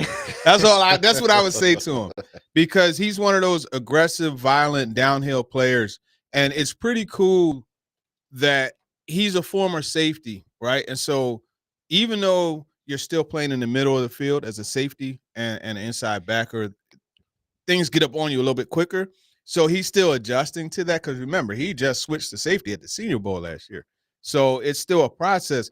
But I love the way he's able to diagnose stuff and go get it, and he blows stuff up. Now, granted, he'll get misdirected, and he'll hit the wrong gap, and Jonathan Taylor break a 70-yard run like he did last year. But if you could harness that and get it to be a little more disciplined, I think you have something. But I will say this. There are two other guys that you cannot forget about. And obviously, like Cedric Gray, he was a fourth-round pick last year. I think Cedric Gray is a very smart linebacker, but I'm tired of Otis Reese the fourth getting slept on. Yeah. Because if you go back, and Baldy did a really good breakdown. He showed the way this dude is, and he's another, convert from safety, but he showed how he was able to kind of he's a lot like David Long. Not as good, but a lot like him as far as undersized, but always finds his way to the football. Now, with all that being said, what do you think it was last year with the defense, TD? Because they were good in some aspects. They could have been better in a lot of others, mainly, stopping the run. But they were put in some not good positions by the offense. And we all know the one game, Detroit, where it seemed like Detroit played on the other side of the 50 the whole game. Yeah. And it's hard to stop a high-powered offense like that when they only have 50 yards to go. Yeah. But what do you think it was? Was it the injuries in the secondary, mainly with L'Jarius Sneed, that sort of dampened the season in regards to the defense? Because again, in some categories they were pretty good, but then at others they really struggled, and mainly it was the turnovers. Yeah, the turnovers, the inability to create them. But I think you got to look at the running game, and you guys know I'm as big on Jeffrey Simmons, probably bigger than anybody. I really like Jeffrey Simmons, but there were a few times where he got blown out of. You go to the Detroit game. I think it might have it was Ragnow, the center. I'm talking about, hey man, no permission in the club with those Timberlands and the t-shirt on. You gotta get up out of here. He escorted Simmons 5 yards into the end zone. If guys are getting blown up front, the wall's not set. And it goes back to the basic Vrabalism. The wall is not set. And then when the wall is not set, there were times where guys didn't swarm to the football and then also didn't have discipline in finding their way to the football. And then guess what? At the back end, you have safeties not getting there and doing it. Because I think Darryl Worley on that Jonathan Taylor one that I referenced, I think Worley had a bad angle on the back end. And, Jonathan Taylor was out the box to the end zone. So it's a mixture of all those. You talk about that Detroit game. I'm trying to look it up as we talk, but Jahmyr Gibbs had a run to the left. The edge wasn't set. I don't remember who didn't set the edge, but he got into the alley. And when you get a guy that has Olympic level speed like him, deuces. And that's what happened. You mentioned setting the wall. a big part of that's going to be T'Vondre Sweat. Mhm. And last year, there was a lot of good from T'Vondre Sweat. And I know some people will say he didn't hit the quarterback very much, but I think there were a lot of games where you could see that he was a big factor. Other games, maybe he faded away a little bit. Yeah. What do you expect from T'Vondre Sweat in year 2? Well, I think now that he's been there and done that, I think that's going to help him. I think I really want to get into what he did this offseason. And because I asked him about being able to train for football instead of the combine and all that stuff. And see, T'Vondre Sweat's a jokester. That he was like, "Oh man, it's not different." And he just started laughing. I'm like, bro, I know it's different. Like, come on. But I just want to see like how the training is different and how that benefits him. They said they wanted him to work on the conditioning even more this offseason because the expectation is going to be for the snaps to ramp up even more. And last year it was good as it is. So to get it better, I think the main thing with him, just like everyone else, like the big thing is a coordinated pass rush. Right. So they got to be able to push the pocket from the interior. The edge guys got to be able to make sure that they're disciplined in their pass rush, don't overrun the quarterback, but just enough to flush him into the interior or the interior getting that push to flush him into the outside rush. So it's all of those things. The objective is to get quicker and find ways to get off the ball faster to get to the quarterback because they had so many pressures last year. I don't remember what the exact number is, but they had a lot of pressures that weren't converted into sacks. Yeah, well, they need to get more of those, TD. Now looking at Big Sweat, I've always wondered with him, where did that stigma of him come from? Meaning, can he play all the snaps? Because when I look back at Texas, it seemed like he didn't have trouble at Texas, playing, or half the game or all the game. He wasn't one of those guys because each time that I watch a Texas game, they always talked about Sweat, and not in a way of, hey, the big fella can't keep up. He was a dominant force in the middle. Yeah. So I'm trying to figure out how did that stigma get on Sweat that, oh, he's too big. We're worried about him coming in and being able to play, majority of the snaps, where he came in and did just that, played majority of the snaps. It was a lot of people who didn't watch him. I think that's what happens. Like, because that was never a thing, at least not from when I watched him. It was never a big thing. People just saw the weight and they were like, he may not be able to play every down. Yeah. And you would see him because there were a few times like where he was running plays to the the opposite side. That's really what it was. A bunch of just stereotyping. You see the big fat guy, and you're like, oh, ain't no way he could, but he did it. Right. I mean, look at the Bengals fumble return. He was rumbling and bumbling down that sideline trying to take it all the way to the house. So I'm not sure if he'd have been able to make it the whole way, man. I probably would have took my bets on Big Sweat just falling down. That would have been an all-time. If he would have got an open field, I don't know. I'm saying that little hezzy he put, he put a good move on it, and the stiff arm too. I was like, look at Big Sexy over there. You know what I mean? Or what does meatloaf? Or, he calls him meatloaf. If he had taken that all the way, the big man balling with Marcus Spears the next week would have been an all-timer. Oh, yeah. Well, you know what? I text Spears after the game. I was like, look, man, I got your big man balling. Watch this. And sure enough, T-Sweat was on there, man. He didn't even know what big man balling was. So when I told him on Wednesday, I showed him the video. He was like, oh, and then he was on it. Titans hoping Sweat can get on there again this year. 615-737-1025 is our phone number. Again, get your questions in for TD. You can text or call our phone lines driven by WilsonCountyHyundai.com. Coming up next on the TD Power Hour, it is the end of list season. Connor and I, for the last 2 weeks, have been going through all of the lists that you possibly could find about the NFL. We'll ask TD about some of the most recent lists involving the Titans, Jake Lyman, Derek Mason, Connor Newt. We're in for Jared Stillman today here on Stillman & Company, 102.5, 106.3 The Game.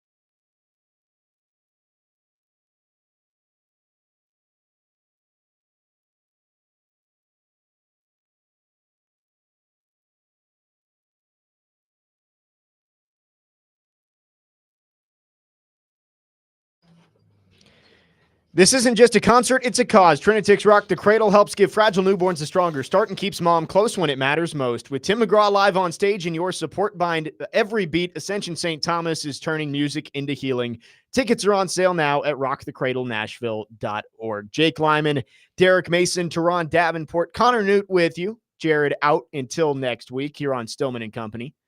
Connor, this song will always remind me of one of those 2Ks. Like NBA 2K13. This is prime Jay-Z. It was man. the Jay-Z Open when he did the whole soundtrack for that. That was a great one. Speaking of Connor, Gunner says that you should have been sent to SEC Media Days to cover Kentucky. Oh, did he? Yeah. I was told SEC Media Days would be too boring for me, so I didn't get to go. You that turned up now? Yeah, I wanted to go, but they told me no.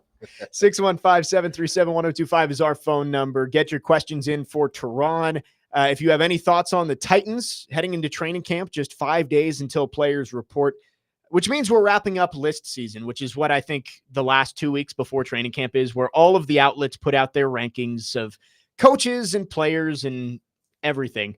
TD, the top 10 positional group rankings have been coming out from Jeremy Fowler at ESPN. Mm-hmm. And the one that came out today was interesting. L'Jarius Sneed still listed as an honorable mention, despite only playing 5 games this year for the Titans.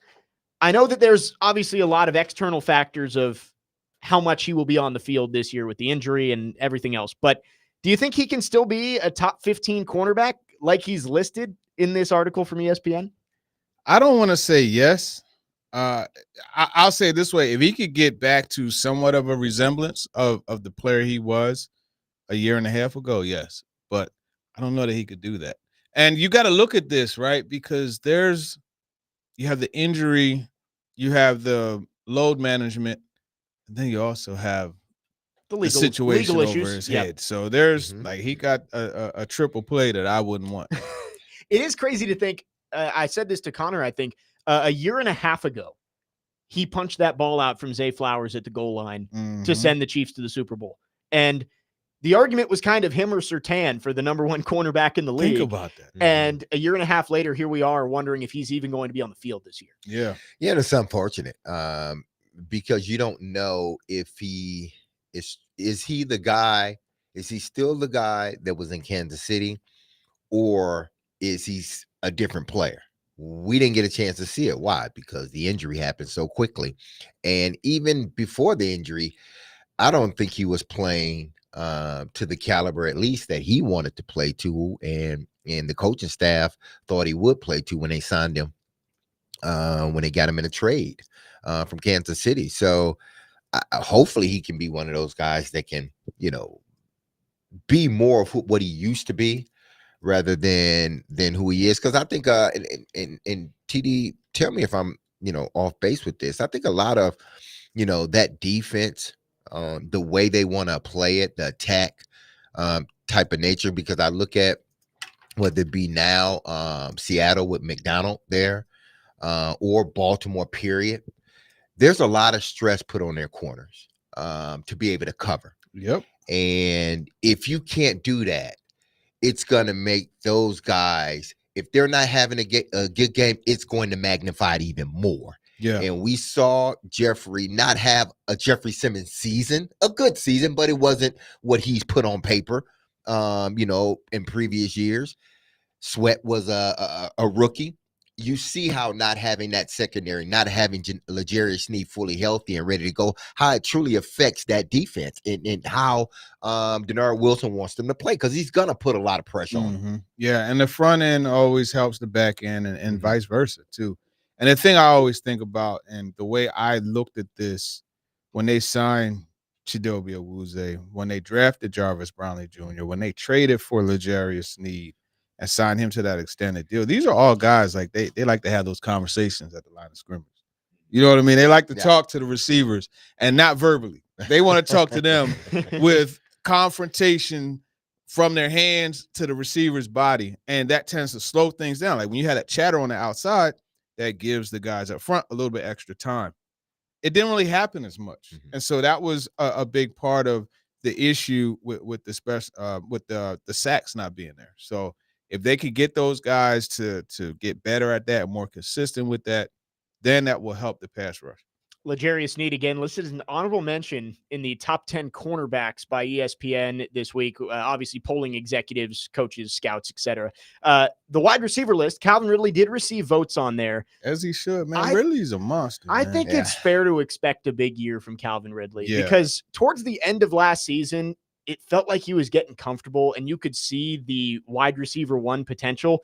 And now, I think it's also fair to expect that the quarterback play is going to be better this year. Yeah. And here's the thing to me. There were some actually I was just telling this story in Bristol. Koharski. The time where Ridley was about to, choke the life out of him. It was because of frustration that Ridley had about being the number one option on a lot of plays early in the game, and he wasn't getting targeted. I don't think Cameron Ward is going to put him through that same situation. I don't know what it was that was causing Levis to go away from where he was supposed to go with the ball, because Ridley was open on a lot of them. It was Hop. It was D-Hop, especially early on. That's a good point. Yeah, that's a good point. And I'm not saying that D-Hop went and said, throw me the ball, but the previous season, he got used to D-Hop. Yeah, that's a great point. Excuse me. His first big game was with D-Hop. Hop had 2 touchdowns. Exactly. So 4. When you, as a rookie, when you have success with a guy early on, fast, quick, you're always going to go to that person. Now. Yeah. You're always going to look at him. And when they brought Ridley in, I said that was going to be a potential problem, not because I thought D-Hop was going to make it. It was just he was so used to being the guy. Mm-hmm. And now you got another guy coming in. And now the quarterback has to figure out, how do I distribute the ball? And Will Levis couldn't figure it out. Yeah. No, that's a great point. And coincidentally, when D-Hop was traded, you saw really have an uptick. And, of course, a lot of that Mason Rudolph was getting in too. But that's a great point. So I think you also look at this time last year, the conversation was, why can't Will Levis and Calvin really connect on a deep pass? We're not having that conversation now. Not having that now, because I know one thing. When they started to do third down period, and Denard Wilson said, I'm throwing all of Nashville at you, I saw Cam Ward communicate with the O-line, change the protection, and I saw him look at Ridley, and Ridley looked back at him, and I saw Ridley. So he was like, Ridley was kind of like outside of the numbers, and he took a couple steps inside, right? And then they both nodded to each other. The protection was there. Ridley did what he does, and Ward unleashed a bomb, and it was like a 70-yard touchdown. That's what you want to see. And that's why I think Ridley is going to be better. But then also, a lot of times, people don't understand like how mental this game is. If you talk to Ridley now as opposed to last year, he's so much more comfortable. Yeah. So much, and he's smiling so much more. And he just, everything about him just says like, I'm a guy that's in a good place. And I think that's something to be positive about. We'll see how it fully transfers to games, but then not to mention, the young fella had a baby recently too. So now you got another why. So I would actually venture to say that Ridley would be a good pick later in your fantasy drafts. Well, Jeff Simmons was telling the story of that play on Good Morning Football today. I don't know if this is accurate because obviously I wasn't out there, but TD, was it the same play where Cam Ward and Jeffrey Simmons were going back and forth at each other? Yeah.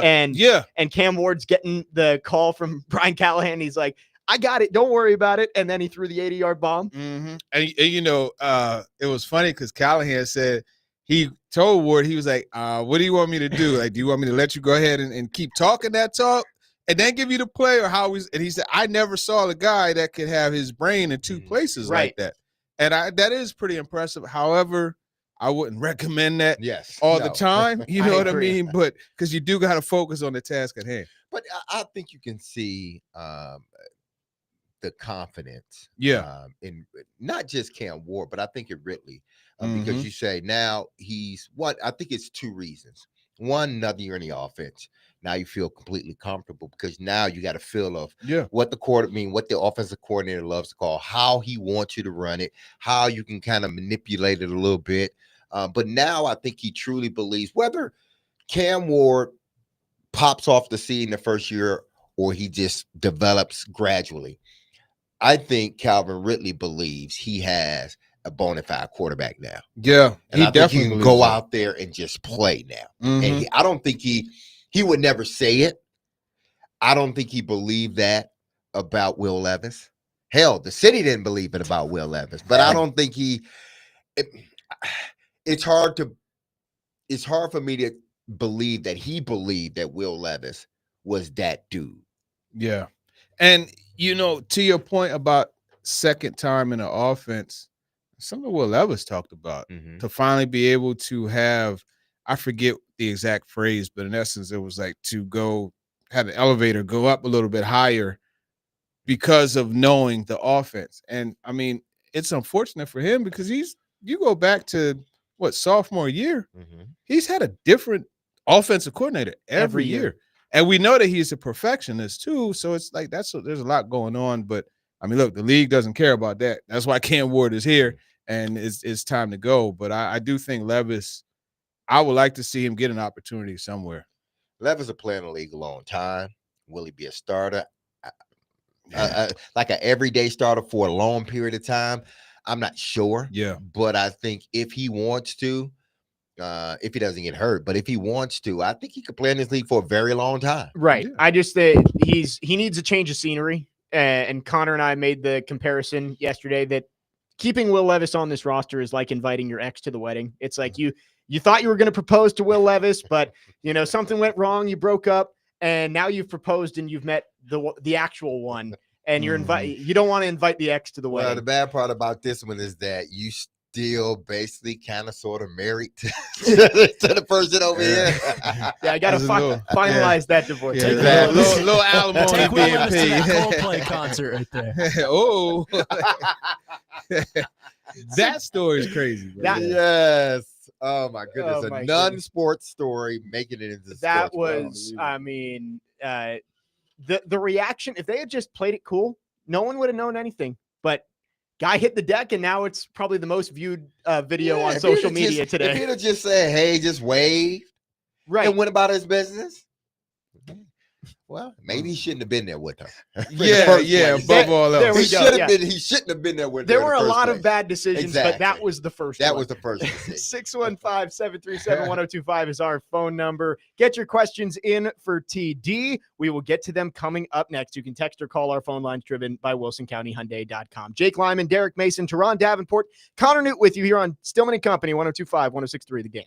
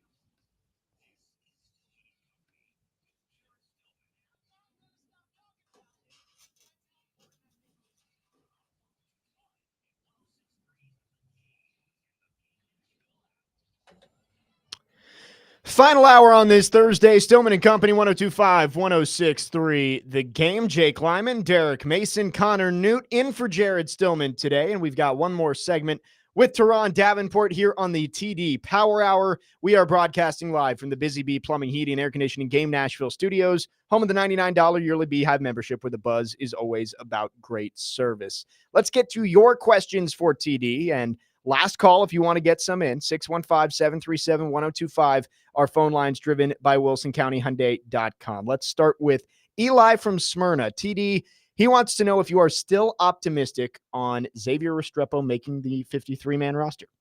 It's clearly a possibility, and we talked about guys working the middle of the field. He does it as well as anyone on the team, frankly, and I think it's a possibility, but it's a huge uphill battle for him. Yeah, it's a really interesting group at the back end of the wide receiver room, because you have the group that's going to make the roster, the draft picks and Ridley and Tyler Lockett, but the back end there is interesting with Bryce Oliver, Xavier Restrepo. You've got recent draft picks like Colton Dowell and Jaquan Jackson, so I think that'll be a good battle to watch next week. Yeah, you got a lot of young guys at the back end of that receiver room, which in theory should make the receiving room better because they're competing against one another. Right. And they develop. But yeah, this receiving core after the first three guys, and I'm talking Ridley, Jefferson, and Lockett. After those guys, I like Bryce Oliver, but they're going to have to find that fourth, fifth, and sixth receiver, and maybe even seven, depending on what they do at other positions, because obviously the fifth, sixth, and seventh one, even the fourth, are going to be special teams guys. Yeah, more than anything. I did want to get both your thoughts on the two draft picks in the fourth round, DK and Iamaner. I think both of them have different skill sets, but so far, at least from what we've seen in minicamp and OTAs, it does feel like those guys have shown some sparks of what they can do in this offense, and maybe they get some early run in their rookie season. Yeah, they've shown some sparks. And this goes back to something about Ridley that we talked about, just as far as like the energy that he has. One other thing that he's embraced is being the OG in the receiver room. And his impact is felt. And it's funny because I remember early into – it was a little bit after rookie mini camp, into OTAs, I think it was, when Ridley had his camp over at Lipscomb. And I remember talking to Elliot Iamaner, and I was like, man, what do you think about Ridley? And he was like, ooh. I say, hey, listen, man, I never watched a receiver practice with more urgency ever than him. And he started laughing. He was like, yeah. And then we talked later, and he was explaining how the way Ridley runs routes, and as Chris Sanders would say, selling the 9 on every route. He said, I've adopted that, and it's really helped. And you see an urgency with him and how he plays. I think Iamaner becomes the starting X. I really like the way he's willing to go up and get the football. I like the way, again, like his releases are really good. Like he's strong off the ball. It's going to be, a little bit of a learning curve, like a growing experience, but I think he could be good. And then you look at DK. One of the things I like about Chimere DK, and this goes back to the importance of Cam Ward. They meet in the morning, 5 a.m. They're watching film, of course, but they're going over the itinerary. And that familiarity, it develops comfort. When you have a guy that's a 4.37 speed guy, you don't want him thinking too much running the routes. And you could attest to this, right? If you're running a post, right, and you got to convert it according to the coverage, you need to just convert it. Like you can't think like, oh, it just has to happen. But that only happens when you're comfortable. And I think when you look at DK, I talked to him about that, playing with the same speed he did in college. And he said a lot of that is because he's comfortable and he knows what he's supposed to do and he doesn't have to think as much. Yeah, when you look at some of these wide receivers in college, and you try to figure out, well, why are some guys having more success than the others, especially right away? I think a lot of it is the comfort level. I think a lot of some guys get into that comfort level very quickly, and they sort of become who they are or who they were in college. They become that in the NFL because of the confidence. Some guys never reach that point for whatever reason. Best case scenario for the Titans at the receiver position? Would it be Ridley, Io Manor, and Jefferson, or Lockett as the slot? Or are you putting Io Manor at the slot and Jefferson outside?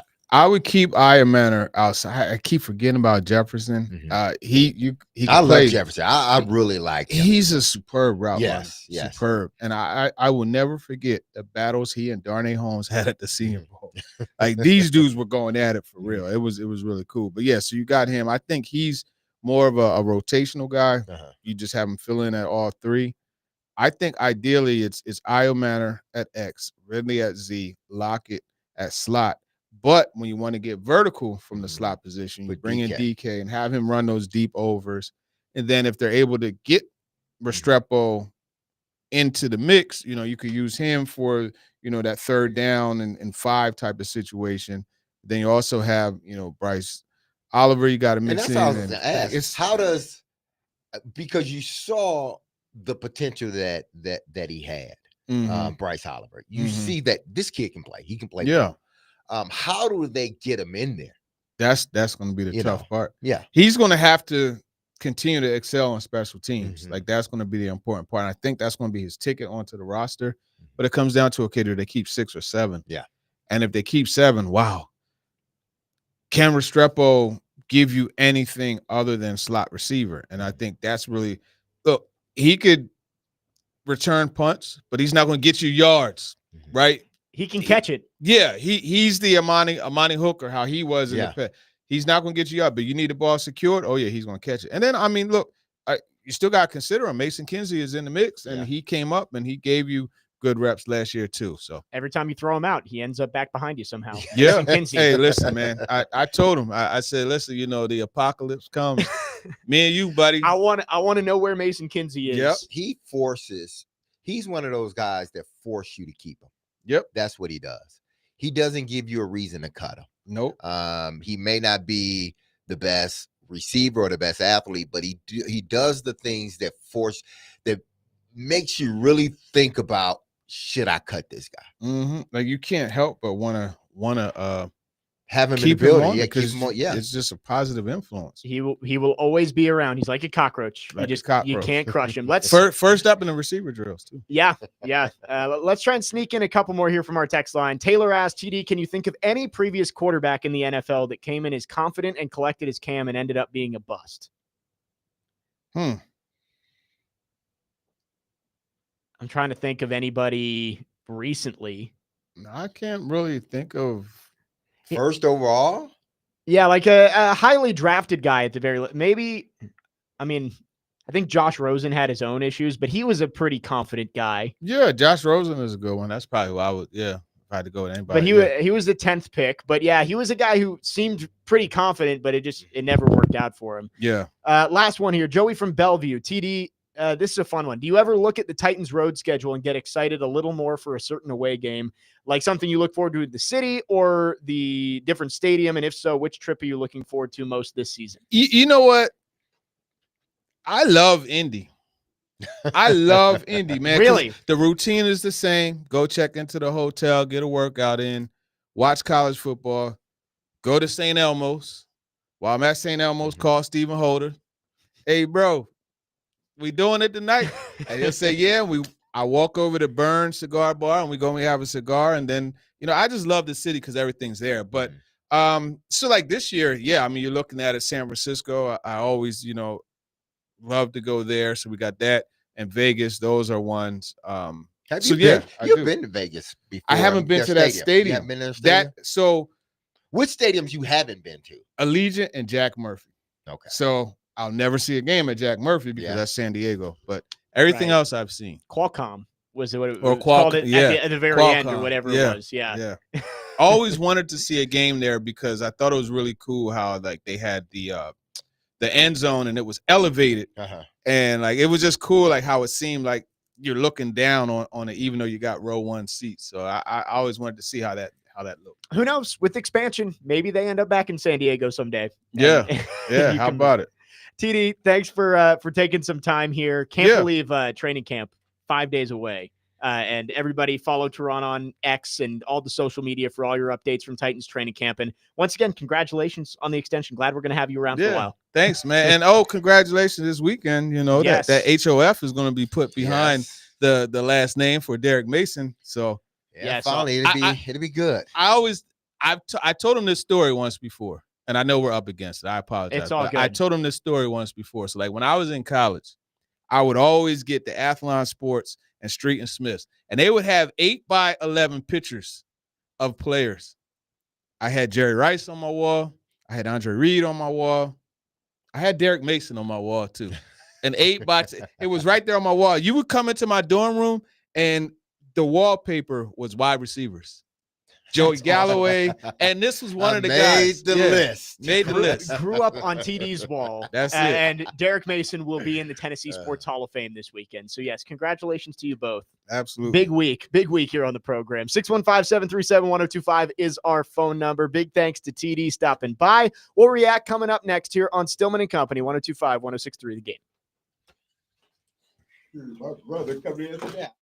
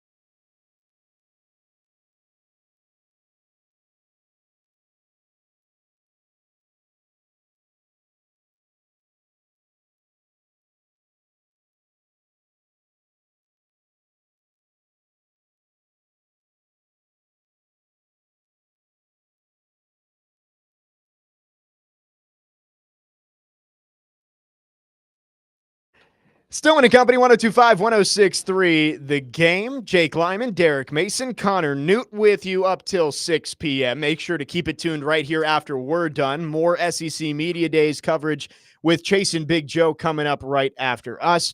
Big thanks to Teron Davenport coming by for the TD Power Hour. Always great stuff with TD. And before we react to that, I do want to mention, for anybody who tuned in last week, the fan favorite segment, Where Are They Now, is coming back in about 10 minutes. Connor Newt will be hosting. Oh, I'm so excited for this. Yeah, D-Mace, I don't know if you listened last week, but we, every day filling in for Jared, we did Where Are They Now? Connor's going to give us 5 players who you will know from the past, and you have to guess where they're playing at this point. So that's coming up in the next segment. Get excited for that. But from TD, I think the wide receiver room is where a lot of eyes are going to go next week and throughout training camp. Cam Ward obviously is going to get almost all the attention. Yes. But the wide receiver room, it really is a boomer bust group because you have so many young guys. You got Calvin Ridley, you got Tyler Lockett, but whether this group is going to be good really does depend on these rookies, Iamaner, DK, and Restrepo. Yeah, is that back end? I believe you're only as good as your back end, because you can't expect all of these guys to, you want them to, and you hope that they play all 17 games. Well, they play 17 plus games. That's including playoffs. But, there's going to be a point where a guy's dealing with an injury, whether he plays or not, he's dealing with an injury, he's hampered somewhat, or he just can't play at all. And that's when that back end comes into play, whether it's DK or it's Iamaner, those guys developing quick enough to be a part of what they're doing on offense. Because if those guys, that back end doesn't develop, and when I mean back end, I'm talking about after the first 3 guys. We assume 4 guys. And I'm talking about the guys with veteran, guys that are veteran in this league with some playing experience. You're talking about Ridley, Lockett, Jefferson, and who's the 4th one on here? Yes, it's those 3. Yeah, those are the only veterans. I'm really and I shouldn't think it, but I am. I'm Traylon Burks, but no, we're not talking about Traylon Burks. It's funny. Yes. We went through the whole room and didn't even mention no one Traylon. even mentioned Traylon Burks, and I only said that because he is a veteran guy with 3 or more years under his belt, and he's the guy that's entering into his 5th year now. Now what happens with them is yet to be determined, and I'm not really looking for anything to happen. If he gives the Titans something, then that's great. If not, so be it. But when you get past those first 3 guys, I mean, that's where you're going to tell whether this is a much improved position or not. Because if those guys can't develop, again, I like Bryce Oliver. He's going to have to fight his way through the 2 rookies that got drafted. And he has to be a guy that can also play special teams as well. So I think the first 3 guys will be fine. I want to see what happens with that back end, because if that back end can push the first 3 guys, then I think they're going to have something special in that room. While we're on the topic of wide receivers, I'm sure you've talked about this with Adam and Willie before, but you've been in Calvin Ridley's shoes before, where you're the veteran number 1 guy in that room, and you got a rookie quarterback coming in. What was your relationship like with Joe Flacco when he entered that room in Baltimore? And how do you think Calvin Ridley can kind of try and do the same thing with Cam Ward? I mean, you guys made it to the AFC Championship in his rookie year, as much as it might sting Titans fans to hear that. What can Calvin Ridley do to help Cam Ward's development? Catch the football. I think that's first and foremost.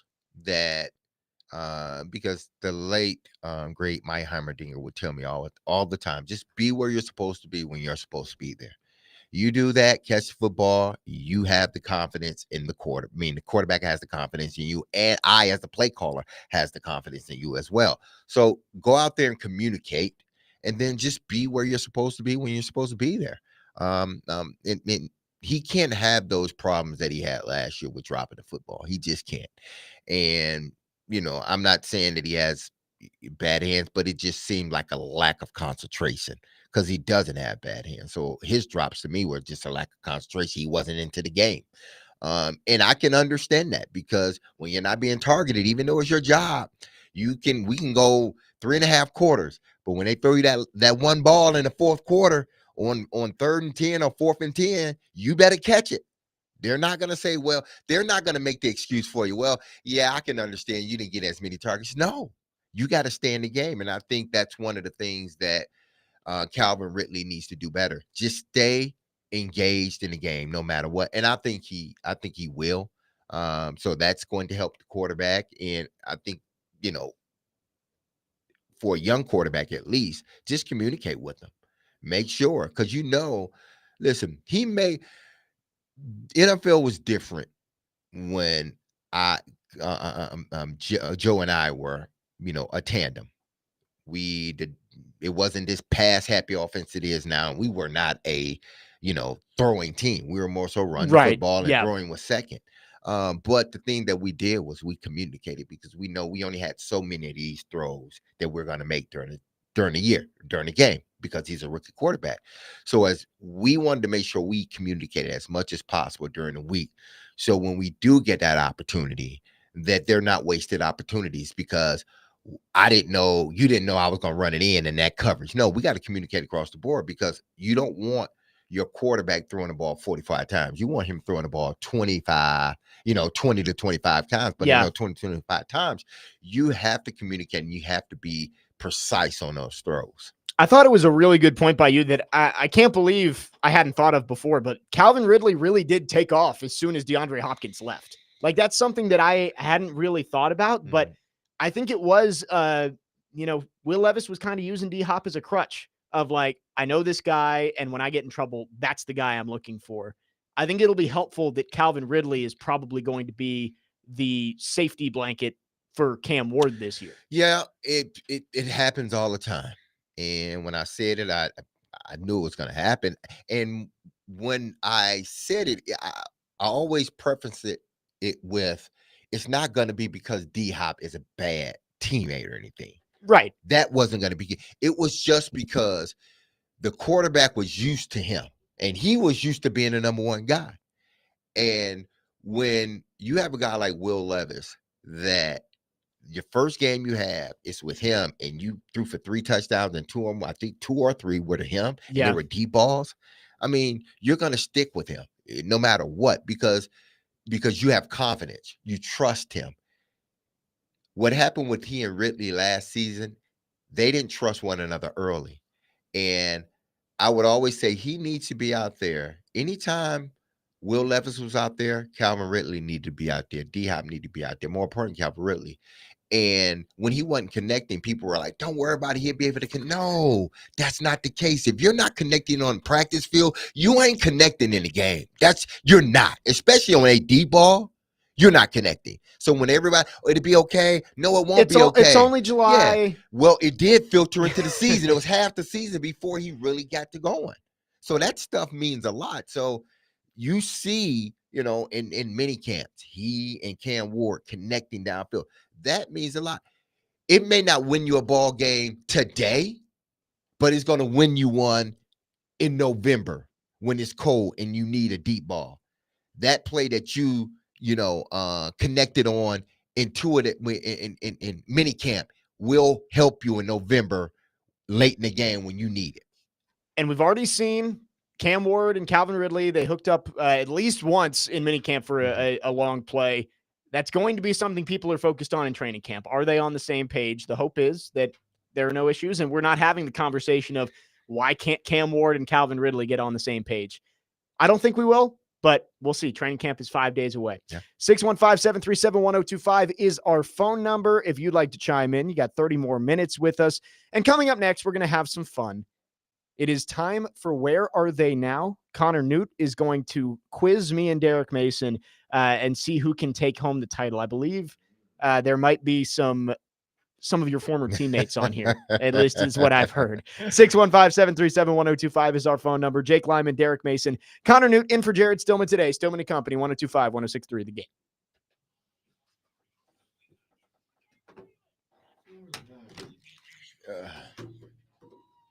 Hey, it's almost 6 o'clock already. It went by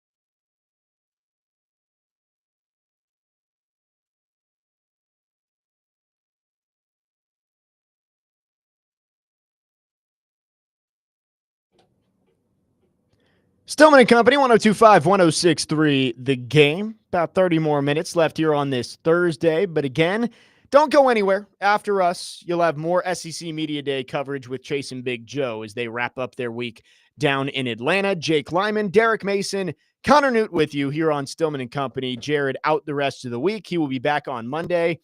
And it is time for a fan favorite segment, America's favorite game show. New favorite. With apologies to celebrity birthdays. Where are they now? Connor is going to be our host today. Again, a refresher on the rules. So Connor is going to give 5 different players from different sports. The first 3 have to be playing in North America. The last 2 can be anywhere in the world. If you can guess the league that they're playing in, you get 1 point. If you can guess the exact team they're playing for, you get an extra 2. The record is set by Connor with 9. 9 is 9 the points. record. Okay. We're going to go head to head here, me and Derek. We have to write it down. Everybody ready? Yep. Connor Newt, take it away. All right, let's play. Where are they now? We start with a Titans legend, arguably the greatest receiver in Titans history, taken in the 4th round. Where is Dez Fitzpatrick? Dez Fitzpatrick. Oh my goodness. 1 pick away from Amon Ra. God, where is he now? Wow. I always forget when I'm playing this game and not hosting that I still have to talk. Yeah, no, I technically forgot that I need to talk. We're on the radio, so all right, I think I've got an answer. This is the last place that I know that he was, but I'm not 100% sure. I woke up this morning and I was like, where's Dez Fitzpatrick? And then I think realized I may have the same one as you. Like, I remember him being here, but I don't know. All right, you got your answer? Yep. All right, I'm going to say he is in the NFL, maybe on a practice squad, playing for the Pittsburgh Steelers. okay, D-Mace. The last place I remember him, it may have been, was it the Lions? You both get a point for the NFL. Okay. Uh-huh. So we're tied at 1. Dez Fitzpatrick is playing for Jim Harbaugh in the Los Angeles Chargers. Wow, he's on the chart. You know what? I did see that because Jim Harbaugh just keeps taking Titans reject players. Okay. Yeah, he does. He's got Elijah Molden over there. He's got Yes. Christian Fulton. He has the running back out of Christian Michigan who Fulton's he yeah. coached. Christian Fulton's on the Chiefs. Oh, he left, right? He did. Yeah. All Well, right. they have the running back. What's the running back? The Michigan guy. Michigan. I know who you're talking about. Hassan Haskins. Haskins, yes. yes. There you go. All right. 1-1. Well, when I host this show, you need to study up on your Kentucky basketball. That's a good point. So number 2, we're going to take it to one of the greatest players to ever strap on the blue and the white, the greatest rebound of all time, Wooden Award winner, Oscar Tshiebwe. Where is Wow. I just saw Oscar Tshiebwe the other day, and I don't know where he is. Where is one of my favorite cats of all Oscar time? Tshiebwe. National Player of the Year. One of 2 Wildcats to ever do that. The other one being Anthony Davis. Okay, I got mine. Fun player to watch. I'm just playing. I know what league I'm going to put down. I just don't know any teams in it. We're playing small you know ball what? today. Fine. I will just go with this. All right, I got an answer. All right. D-Mace, take it away. All right, he's in the NBA. I think he's with the Toronto Raptors. Okay. Jake? I'm going to go NBA too. I'll say the Indiana Pacers. You are both so close yet so far. He is in the G League, I knew it was the G League. in the too. Utah Jazz affiliate, the Salt Lake City Stars. I wrote down G League and I was like, I don't know any G League teams, so I'm just gonna go to the NBA. So we are still tied at 1. D-Mace, when I figured out you were going to be on the show today and we were going to Okay. play this with you, I searched far and wide to find former active teammates of yours. Goodness. So I landed on the place where your career was most illustrious and undeniable, and that's the New York Jets. Okay. Where is your former teammate, Muhammad Wilkerson? Wow. Man, I forgot. He was really good for a while there. He was Oh man, he's still around. former, played at Temple, I think. He was I want to say he was a first-round pick. That sounds Yeah, right. he was the first round pick. He had just gotten there while you were there, D-Mace, with Yeah. Coach Rex Ryan. I don't really know a lot about Muhammad Wilkerson, but he was good for a I while. remember playing with him in like Madden 16 but that's about it. Okay, I got mine. All right, I think he's still in the NFL because guy had a good career. I wouldn't guess he's playing in the CFL or the UFL. I'll go with the Seattle Seahawks. Okay. I say he's no longer in the NFL, but he's a coach at the high school ranks. Okay. He is in the NFL. Is he? Goodness. But he is playing for the Green Bay Packers. Wow, the Packers. Okay. I didn't know he was. That would have been. So he's been in the league, what, about 13 years now, 14 years? He is 35. Wow. Yeah. So he was pretty young. I guess he had just gotten drafted when you were there, D-Mace, because you were there in 2010? Yeah. 11? 11. Yep. 2011. Okay. Yep. So well done. That's why I kind of figured he was done now. Right. I had no idea he was still playing in the league. I thought he was well out. done, Muhammad. So Jake leads 2-1, and we're playing small ball today. No one's gotten anything perfect. Right. I don't think that's going to continue because we've now reached the portion where we go outside the states. Yeah, D-Mace, I hope you studied up on your Chinese basketball teams. No. Well, not at all. Let's do it now. You do know this player because he is from Michigan State. Yes. State college basketball player, former point guard, knocked off Duke in the Elite Eight, Cassius Winston. Ooh, Cassius Winston. You know, that should have been the Hokies playing Cassius Winston in that game. It should have. Ahmed Hill missed a layup at the buzzer. I was just thinking about him the other day because I remember Kentucky playing them in the Champions Classic that year. And it was Cassius Winston and Miles Bridges was on that team. Miles Bridges. That was a good team. All right. Yes, I'm in. I got it. I don't know what I just said he's playing overseas. That's all I said. Overseas? I said he's playing overseas. I can't tell you which team, but he's playing overseas. That's fair. We haven't had a player from this team since the opener. So the Guangdong Tigers. He is not a Guangdong Tiger. He is actually playing in Italy for, bear with me now, Palesestro Regina. I know that team. Yeah, no, I don't. That was my favorite. I had it written down and I scratched it out. Yeah. So do I get a point for that? Do we get a point? We'll give it to him. Give him we'll tie it up. Yeah. All right, 2-2. 2-2. Sudden death. All right. Former Golden State Warrior, Los Angeles Laker, Denver Nugget, whatever you want to put him on. He's played for about all 30 teams. JaVale McGee. Oh, JaVale. Oh, he was. JaVale McGee. I think I just saw where he signed. I think he signed there recently.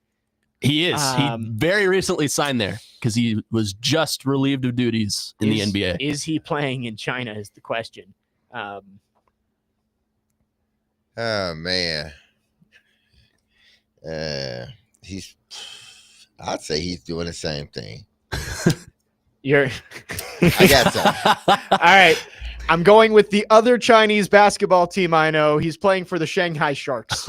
D-Mace? I think he's playing in Italy somewhere. He is. You're close. He's playing in Puerto Rico for Vaqueros de Bayamón. I almost went Caribbean instead of China, but I would have hated myself if I went China. You just knew somebody was going to be playing in China. Well, we like to do the Chinese players because that's where they most frequently go. This was our take on the NBA on TNT's who he played for, and Shaq did the Guangdong Tigers, ni hao. So that's where. So you keep going back. So I keep going to the well, just seeing if maybe it comes up. So we are tied at 2. Do you have a tiebreaker ready? I do have a tiebreaker. So D-Mace, the way we do tiebreakers is I'll give you a career path of a player, former, could be active. Usually it's former, but I will give you every team they played for. You write it down. Winner takes it all. Are you going to tell us what sport or no? Yes, I will tell you. This is football. Okay. He played for the Buffalo Bills, Los Angeles Rams, Kansas City Chiefs, Green Bay Packers, and Baltimore Ravens. Oh. All right. Bills, Rams, Chiefs, Packers, Ravens. Oh, I'm in. Okay, Lyman's got his answer. What did you say? I'm in. I think I know who it is. Oh, I thought you said almond. Man. Amon-Ra. That's who it is. But he never played for this team. That guy that I'm thinking about. Man. He ended in Baltimore, or he just played in Baltimore. Connor, a texter wants all you to know right. that Italy and Puerto Rico are not all that close. Yeah, they're not. I don't have a map But it was in front of me. overseas. Overseas. Yeah, ain't even overseas. It's They're just all the a same. different country. I got mine. I know it's gonna be wrong because 3 of the teams are on here, or at least 2 of them, but I got mine. All right. We'll start with D-Mace. Okay, D-Mace, go first. I'm going to say, and I know it's wrong, OBJ. Odell Beckham. Okay. I know it's wrong. The answer is former top 5 pick Sammy Watkins. Ding, ding, ding. Yep. Sammy Watkins. I thought that kid was out of the NFL. He is. Long ago. I lost him after he left the Chiefs. I lost him. I didn't even know he went to the Rams or Green Bay. I forgot about the Rams and the Packers, but I did remember Bills, Chiefs, Ravens. Well, he got drafted by the Bills. I just kind of pieced it together. Going to the Chiefs. He went to the Chiefs after that. He beat the Titans in the AFC Championship game with the Chiefs. Yeah, he drafted by Buffalo, went to the Chiefs, then went to the Rams, Baltimore, and then Green Bay. I almost said St. Louis Rams, but I didn't want to give it away. He retired. I guess he's retired. The last team he played for was Baltimore. Yeah, right. Okay. But Sammy Watkins is the answer. Jake Lyman, you are the winner. There we go. That was a fun one. That was a fun one, even though we struggled very mightily through the first 5. Yes. But some of these low-scoring defensive battles are the fun ones. It was a pitcher's duel the whole time. Yeah, my first outing at this game wasn't that good. It's okay. Connor went 0-3 before finally getting a win last week. So yeah, I was in a slump. It takes some time. It can be worse. 615-737-1025 is our phone number if you want to chime in. Last call for phones. Final segment coming up. Jake Lyman, Derek Mason, Connor Newt in for Jared Stillman today. Stillman and Company, 102.5, 106.3 The Game.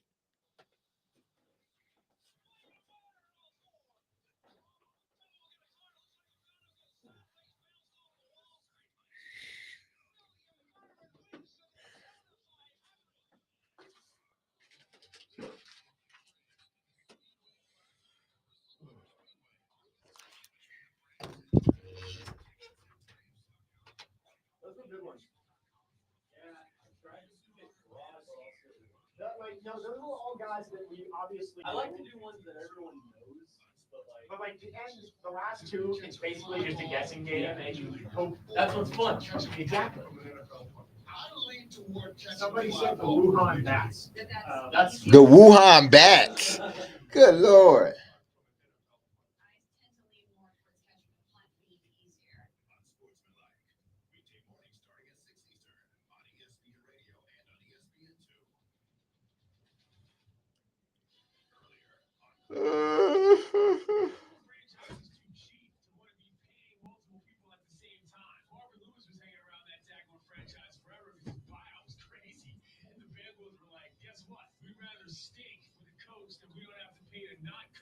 Be decent with a guy that we've got to pay a premium for to be an NFL head coach at arguably the worst run franchises in the NFL. And friends, weekdays from 10 to noon Eastern on ESPN Radio and on the ESPN app. Hey guys, it's Mike from Newcastle. All right, I'm staging an official summer intervention right now. Are you seriously looking at your weekend plans and thinking, I should have really organized this? No, absolutely not. It's July, Tennessee. There's a your name on ice cream is a date. Don't rent an unreliable ride. And the reason you alphabetize your Rico. You need a fun-ready vehicle. We can help with that. Come see us. Perhaps support the ice cream. And let's rescue your summer. Visit newnissan.com. Start shopping our inventory online. Make sure you click the Fast Pass button to save hours of time, too. Start your engines, Nashville. It's the Borchetta Bourbon Music City Grand Prix. Roaring into Labor Day weekend at Nashville Super Speedway. 2 days of nonstop action, including high-stakes qualifying Saturday and the NTT IndyCar Series Championship race on Sunday. With cars hitting speeds over 200 miles per hour. Adult tickets start at just $70, and kids 12 and under are only $10. But hurry, the best seats are going fast. Get yours now at MusicCityGP.com. That's MusicCityGP.com. So Caitlin Clark hurt again? Yeah, she's not playing in the All-Star game. That's tough. I wonder why she's getting hurt so much. That's tough for the WNBA. Yeah. As much as I hate it, the viewership is going to be it's going to be down. Very down if she doesn't play. That's why I think she's going to show up for the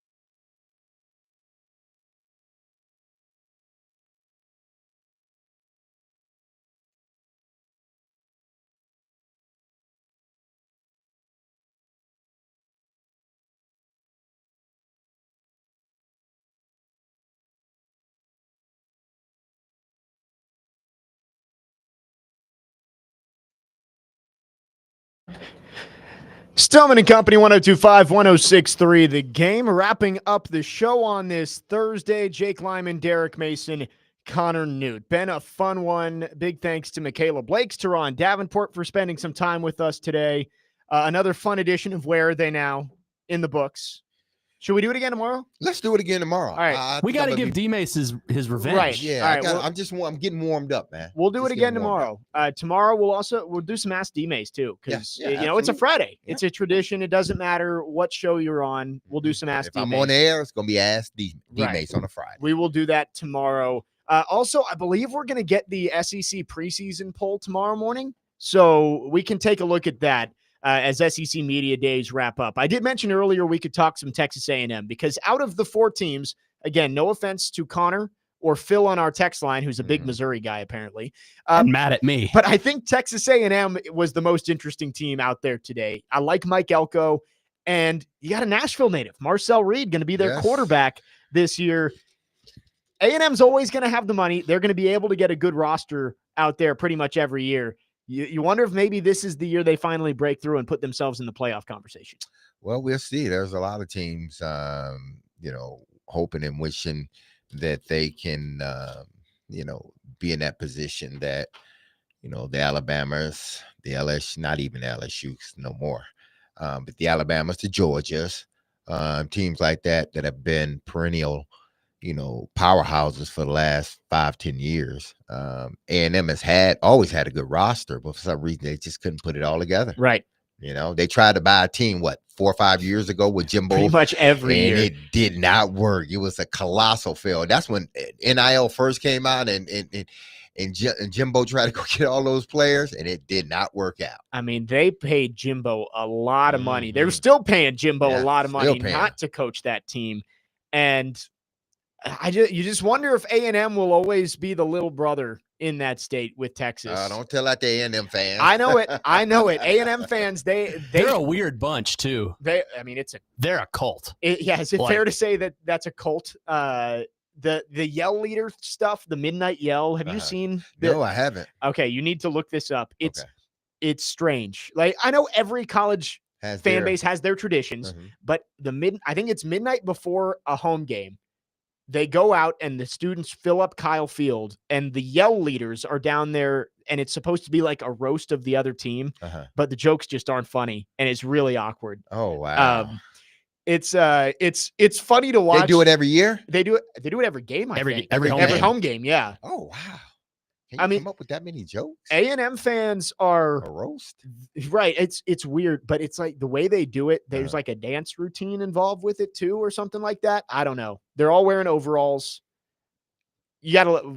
We'll look up the video. Yeah, I gotta go look at that today. But it's A&M fans. They're loyal, and they fill up Kyle Field. Let me look at their schedule, because I saw that I guess ESPN Analytics had the top 11 strength of schedules were all SEC teams this year. I didn't see if A&M was on there. I saw Florida was 1 and Vandy was actually number 2 for hardest strength of schedule. Vandy has a daunting schedule. That's why I said, man, this encore, it's going to be a tough one. Right. It's really going to be a tough one. You're going to have to win the games you're supposed to and also pull off a couple of upsets. So they haven't. So tomorrow they will do the actual voting. Who's going to win? So I think the votes are due sometime today. So I think they'll release the preseason poll and the all SEC teams tomorrow. So we'll think talk. Vandy get because they usually get 1 vote. Yeah. There always is the one guy who votes Vandy to win the SEC. Do they get more inside the program? Do you believe they get more than 1 vote? No, but I think they will finish in the projected order, like 11th, 12th, 10th, 11th, 12th, somewhere in there. That low? I don't know. It's just such a deep conference, right? Like, I think Vandy's going to get a lot of credit from the media members voting on this, but I think there probably is still let's see them do it again. Okay. I think they'll finish higher than that. Or not finish, but like in the poll 8, 9. I would hope. Like, I think if I filled out my ballot, I'd have them behind that tier of like Florida, South Carolina, Tennessee. Like, I think that's above them, maybe in the same range as an A&M. I could see it. Looking at Texas A&M's schedule, they do play Notre Dame in the non-conference. That one is in South Bend, so it won't be easy. But you look at their SEC schedule, they do get Auburn at home. They get Mississippi State at home. Those should be wins. Arkansas on the road, that's fine. Missouri, Samford later on. I mean, they avoid Georgia. They do have to play LSU in Texas, but it's not a horrible schedule. If you're, it's a tough one, but you're predicting that they will predict somewhere around 11. 12. Yeah, I think middle of the pack. Is there 10 teams in the SEC better than Vandy? Like legitimately better than Vandy? I mean, I don't know. And that's the thing. I think it's hard to do a projected order 1 through 16. Exactly. Like there's tiers. There's like the true national title contenders, the playoff hopefuls, and then like a fringe behind that. I'd put Vandy in like right on the edge of playoff hopeful to on the outside looking in. Okay. But we'll see tomorrow. We'll look at the projected order of finish. We'll give our thoughts. That'll do it for us on the program. Derek Mason, Connor Newt, I'm Jake Lyman. Keep it right here. More SEC Media Day coverage with Chase and Big Joe coming up right after this. Beloved, loving your people. Have a safe, blessed, wonderful, and happy Thursday, Pete.